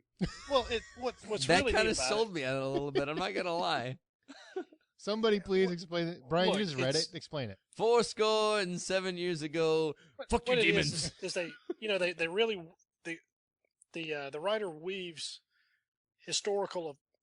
actual historical events into Abraham Lincoln hunting vampires. So does it end in a theater? Does he free the vampires? No, we can't say. Just- I don't we want to can't spoil say. shit. Oh, is it Yep. too soon? No, we'll just say that. I can't say. Well, this All right, sounds it'll like a. be spoiling the ending. All right. We talked the other day about my Your gonorrhea? how I like Vladimir Bekmambetov, the Russian director who made Yes, yeah. Daywatch movies. Yes. He made Wanted. He's making this movie. Oh, well, it'll be So- fucked up then. Do you think it's going to be good? I think it's going to be very good. It could be. Who's, I mean, it really could be. It just depends It re- on how they're it going to do it. Yeah, see, I was worried, that they're going to make it almost a comedy or something. I just see, and it's easy to think about, kind of a campy Abraham Lincoln running around with a cross and, some That sounds awesome, wooden though. stakes. but it sounds like such a cult thing. It doesn't sound like it's like a big budget box office smash. I mean, can you imagine? Hey guys, what do you want to do this week? I want to see Abraham Lincoln. There's a lot Hunter." of vampires getting staked in that book. Yep. It could be a pretty big film. It just depends on how they handle it. But it is an entertaining book. I'm really curious to see how they do it. But Is Wesley yeah, I mean Snipes it's in it? Abraham's life, a lot of the historical facts, but with vampire stuff woven into it. I mean, hell, vampires actually started the Civil War, and you learn that. Like- That's not the ending, so I didn't spoil shit. But that's kind of how they're weaving in the vampire myth. Like at night, he's a vampire hunter, and during the day, he's the president of the fucking United States. kind of. He's the Bruce Wayne of the 19th century. Yeah, I mean, the guy makes it work, but it's a very entertaining book. It's, and it's somewhat original. I'm sold. And just because of the title, I'm sold. I mean, it's definitely it sounds like a geek thing to me, but if there's a chance it's going to be a hit, I'm all for it. I'm all for sequels. I don't care. Let's hear about it. Let's see what happens. Since I'll never get another Blade movie, I'll take this. Oh, Blade Dude, 2 Wesley was Snipes will be terrible. out of jail soon. They'll make another one. Okay, that's it for the upcoming ones. Now, there's a few left for the summer. I just kind of want to go over them quick, just so people know what's coming out. Anything that you really are dying to see, just shout it out. Captain America: Friend with Benefits comes out this weekend. Next weekend is the Cowboy and Aliens movie. I can't wait. I want I to see do want to that. see it. Yeah. Yep. It looks Yep. very interesting. Indiana Jones and James Bond in the same movie. Dude, that sounds so. Fighting aliens in the West. With fucking Sam Rockwell. I don't know how big a part he'll have, but if he's in it, I'm interested. He always makes things better. Crazy Stupid Love. That looks all right. Smurfs in 3 fucking D. How about that? Whatever. Dude, that's the Even dream. Neil Patrick Harris being in it can't garner interest No. in me. Why are the Smurfs in New York City? And why isn't Gargamel in this fucking movie? I don't understand. It seems They like did hire Hank Azaria to play Gargamel, and I do think that's actually a good casting. That is. well, is he going to be in New York? Is he going to go to a show I or don't something? know. Next, on August 2nd, Change Up, which is the Freaky Friday. Ryan Reynolds, Freaky Friday with Ryan Reynolds and Jason Bateman. It looks funny. think it It is, does too. look funny, Both of them are funny. but I'll tell you what looks awesome. I saw the new trailer, Rise of the Planet of the Apes comes out. I think it looks James sweet. Franco. James Dude, Franco is so dreamy. Dude, I like them in Pineapple Express, but other than that, I really just don't like him. I'm not, I haven't seen 127 You know- hours though, so I can't. I Judge. like him because I don't think he takes himself seriously, and that goes a long way with me. So Him and Spider-Man was so terrible though. You Yeah, but yeah, 100 yeah, out, that was that's just part of Spider-Man being bad. Oh, true. you should check out 127 Hours. It's one Yeah. of those movies that's good to watch one time. It's great to watch Right. once. Yeah. And I keep meaning to check that out because I'm a huge Danny Boyle fan. Me too. And I love his work because he does something completely different every single time. Well, this Rise of the Planet of the Apes is basically they're starting from scratch and they're showing how the apes take over the world. So basically. we're not seeing what happens at the end of the last Planet of the Apes movie with Marky Mark, where like they comes back and No. and everybody, all the cops are No. monkeys. We're not gonna go with that. We're just gonna start the whole fucking thing over again. Yeah, it's kind of like Spider-Man. We're rebooting. But it But looks at least they're not remaking a film that's already been made. They've never made this movie. Yeah, like the digital effects do look pretty. They do look pretty good, even in the amazing. trailer, The, yeah. the chimpanzees, But and monkeys look pretty cool. I'm sorry, I just don't have any desire to see What? that. I don't have any desire to see that. Chimps are not monkeys, by the What- way. whatever. whatever. I'm sorry. Apes, My- chimps, monkeys, your mom, whatever. All right, My but- wife has instilled in me this knee-jerk reaction that when people call chimps monkeys, to Mm. slap them about. We talked about 30 minutes or less already. 30 Let's minutes go or on. less, go see it. It's about a guy that gets a bomb strapped to his chest and he's told to rob a bank. That's the movie. That's It's the plot. seriously, it's funny. But it's really funny. Okay, it's The seriously- next one is Final Destination 5, which is another group of kids who apparently fight death because all teenagers are smart enough to fucking beat death. And then I'm sure they all die again, one by one. Have you ever because- met a teenager that doesn't think he knows everything? Nope. I have. There you go. I have not. There are not any that exist. So it looks like I'm sure. I think it's in 3D because we need everything in 3D these days. And the next one is Justin's personal favorite. He's already bought the Blu-ray, even though it's not out yet. Is Glee in concert? Glee. Actually, I do In watch concert. Glee. I do too. Thank you. I'm so I glad I'm the like only it. one. I like Glee a lot. Do you guys? How does it taste when you get the penis out of your mouth? Dude, okay. Yeah. Here, Justin, maybe you can relate because you're the only one that's apparently watched it. The character Brittany in the show. Oh gosh, she's so good. She is my favorite character in Yeah. the show, and I think she's gorgeous. Oh, got it. Smoking hot. And Are I you ju- guys saying that trying to redeem your manhood because it's lost, Dude, they did. I just Put your man card on the table. No, right listen now. to me for 1 second. I just started Will you watching vote? I just started watching season 2, and like 2 or 3 episodes in, they do the Britney Spears episode. Oh my God! No, and I'm not a big Britney Spears fan at all. Oh darn! But you're a big Glee fan. I like Glee. The girl Brittany in the show does the entire video of "I'm a Slave for You" With the snake. yeah, and more. Nice. And Justin, back me up. That was hot. She's hot. Yes. She, I also saw just clips of the Rocky Horror Picture Show that Glee did. I haven't That got looks that far uber yet. gay, which it convinced me everything I thought about Glee to begin Man, with. I like Glee. I Yeah. really like Glee a lot. I've heard a lot of good things, but You mostly from my homosexual friends and my wife. You can blame Joss Whedon though for my growing appreciation Just for when we did an musicals. episode. I You know, love- when he did Once More with Feeling in season I love that. 6. I love the Buffy So episode. fucking good. And then Doctor Horrible, so fucking good. And it just kind of opened me up to the possibility that, stuff with music and singing may not be so bad. And I like Glee. Justin, I won't I'm apologize gonna for it. I'm gonna give you a confession. I'll give you one right here. After I just ripped you for liking Glee, Give I me- actually bought the soundtrack to Once More with Feeling. Oh yeah, I've got it too. Yep, Oh my God. I do. I got Spike's it. song is my favorite. It's awesome. How can you hate a TV show that had one episode directed by Joss Whedon? That's You guys one are episode, Killing me. dude. The music in that is actually catchy as hell. You know what? Honestly, it's very catchy. My headphones right now are slipping off from all the estrogen that's soaking through my speakers right now. Did you guys know Joss Whedon actually had a short My cameo God. on Veronica Mars? I did know that. I did. Yeah. I watched And all Kevin of, Smith. I watched all of Veronica. We're Mars. spending way too much time talking about Glee. How about Conan the Barbarian? Oh yeah, Looks it- good. Oh, no, August don't get 16th. macho now, you pansy asses. Awesome. Dancing little gay boys.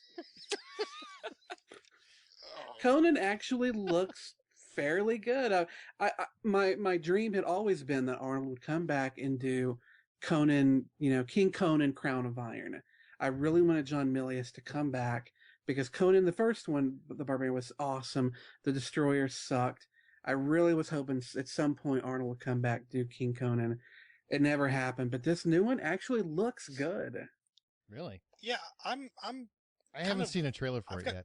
yeah, I've got kind of a weird feeling about it because I want, my instinct says I want to go see this because I like the Conan movies, but there's part of me that just kind of feels like maybe it's not the right time or something. I don't really have a good reason for being hesitant to go see it, but I just don't, I don't know. I kind of feel like I'm a little leery to go see it.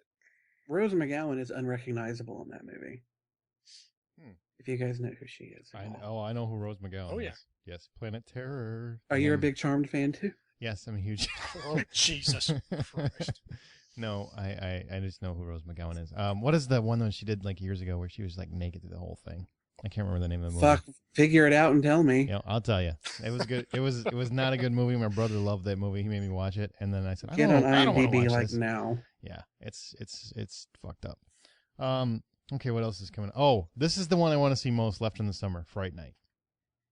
Fright Night is one of my favorite horror movies of all time. I didn't want to see the remake till I finally saw the trailer and saw how Colin Farrell was kind of approaching it. I'm not a Colin Farrell fan at all, and I don't like remakes. But this one, for some reason, I like what they're doing with it. What do you got? Well, David Tennant playing Vincent Who they sparks keep, my interest. absolutely, but they're keeping him out of the trailers a lot. I've seen him in some of the newer stuff, and so it looks good. I love him as Doctor Who, so I'm looking forward to it. The weird thing though is for some reason the fact that Jerry's house isn't the same kind of larger McMansion-y type that it was in the original film. For some reason, that's throwing me off, and I don't know why. The thought that a vampire just living in some suburban tract home kind of throws me off. I don't know why that is. Like Disturbia with vampires. It's just kind of seems kind of lame for a vampire, but then again, his name is fucking Jerry, so. But I'm telling you, the trailer it sold me. I was against it until I saw the trailer, and the whole when he's talking to the kid and saying, "Your girlfriend, she's kind of ripe." And you're Yeah, like, when he says that, oh, that was awesome. yeah. What about And you, it- Brian? You seen the trailer for it? Yeah, it looks pretty good. I'm not totally pumped to go see it, but I do want to go see it. So And I'm one of the ones that missed the original. I didn't even know it was a remake until you told me that we were watching the trailer as a remake. So God. It's one of my favorite horror Yeah. movies of all time, So- and it's funny too. And Roddy McDowell makes. If anybody's never seen Fright Night, go fucking find it. You have Seriously. to have faith You for that to work. Mister. Sorry, I get that all day. Yeah. So Spy Kids Spy 4. Kids 4. They're redoing. They're reintroducing Spy Kids because we needed another one. That's Robert Rodriguez, by the way. That's one of his artier films that he's done. The less said about that, the better. Fuck that franchise, let it die. Colombiana, which is Zoe Saldana, basically being a ridiculous vigilante. Looks I've never even alright. heard of this one. Yeah, it looks okay. Find the trailer. You'll wait for a DVD. Trust me. Don't Be Afraid of the Dark. Our Idiot Brother. That comes out. Those all come out August 23rd. Our Idiot Brother is with Paul Rudd. I love anything with Paul Rudd. Oh, I do remember. Okay, no. Yeah. August 30th is The Debt, which is like a little art film, I think, but it's got what's the fucker's name that's in like every big budget action movie nowadays? Avatar, Clash of the Titans, Sam Worthington. Wentworth. No, Worthington. Sam Worthington. Worthington. Yep. Yeah. Warrington. He's in that one, so I'm sure they probably spent $100 million on it.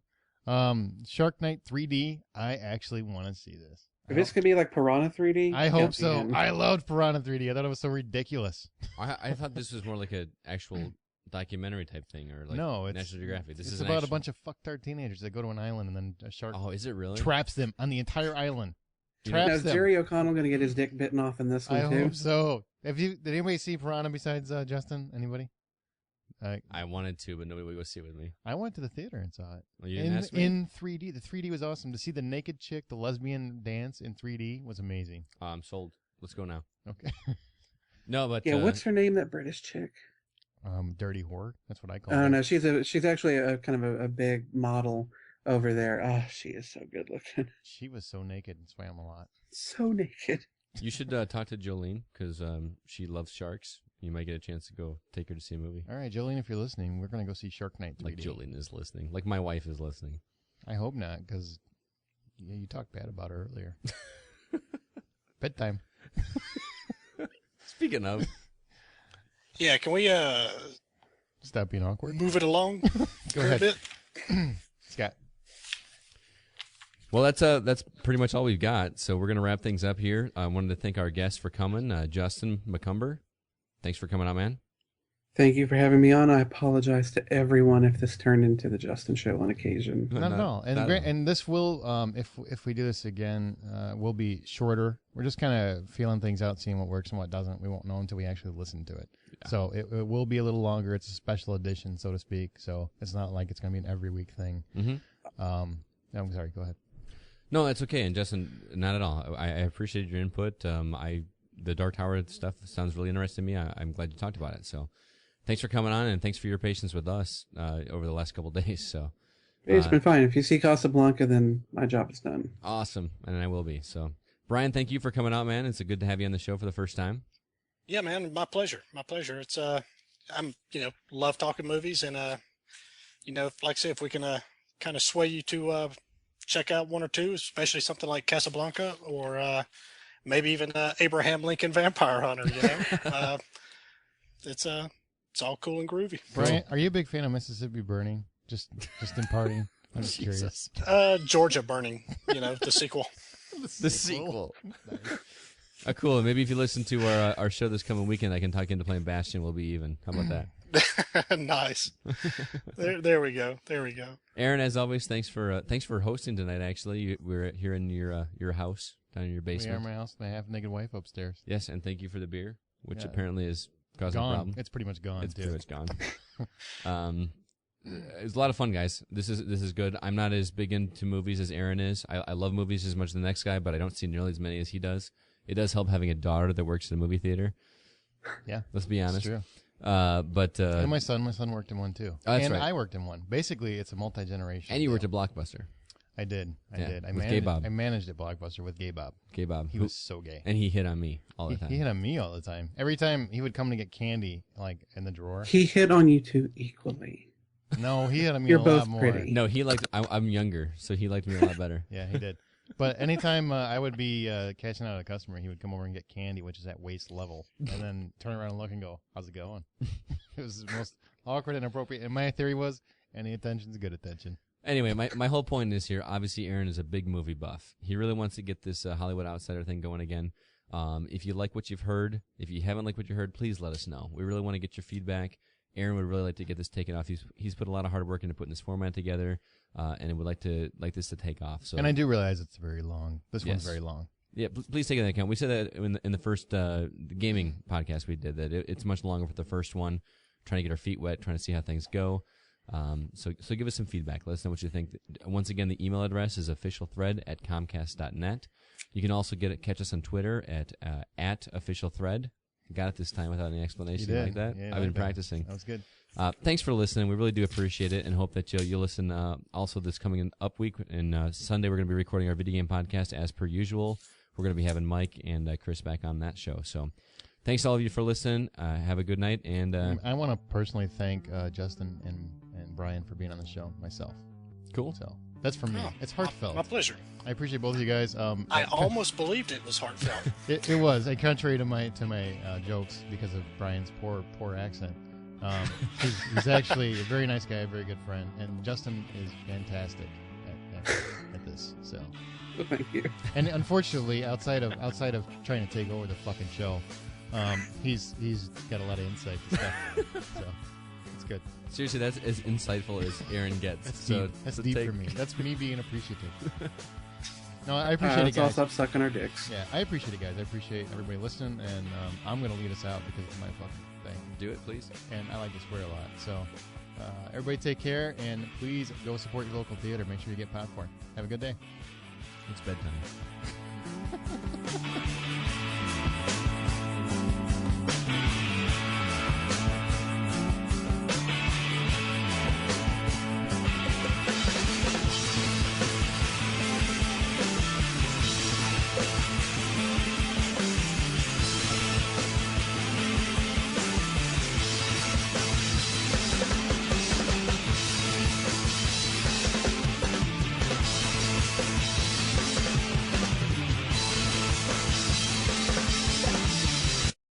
So, Scott, why don't you do the first test? Because you're the host. Because I'm a pussy. Are you recording right now? Yeah, I'm doing. I'm Oh, okay. fucking recording. Well, my name is Scott Clark. I'm from Rockville, Illinois, and I like long walks on the beach, beautiful sunsets, and whores. You like whores. and hand jobs. My name is Aaron Peterson. I like all those things too, but I like them from Scott. Well, I have clammy hands tonight, so You have chlamydia too, Brian. Yeah, my name is Brian Williams. I'm from Valdosta, Georgia. That's almost into Florida. We're so far south. And I love midgets just smothered in whipped cream. So, that's about all I got. that's all you like is midgets smothered in That's whipped about cream. it. Midgets and, whipped cream. So, preferably together. All right, Justin, your turn. Top that. My name is Justin McCumber, and I also like hand jobs. I also like them from Scotty. I find his clammy hands give a good grip while also not being too abrasive. Awesome. All right, that's good.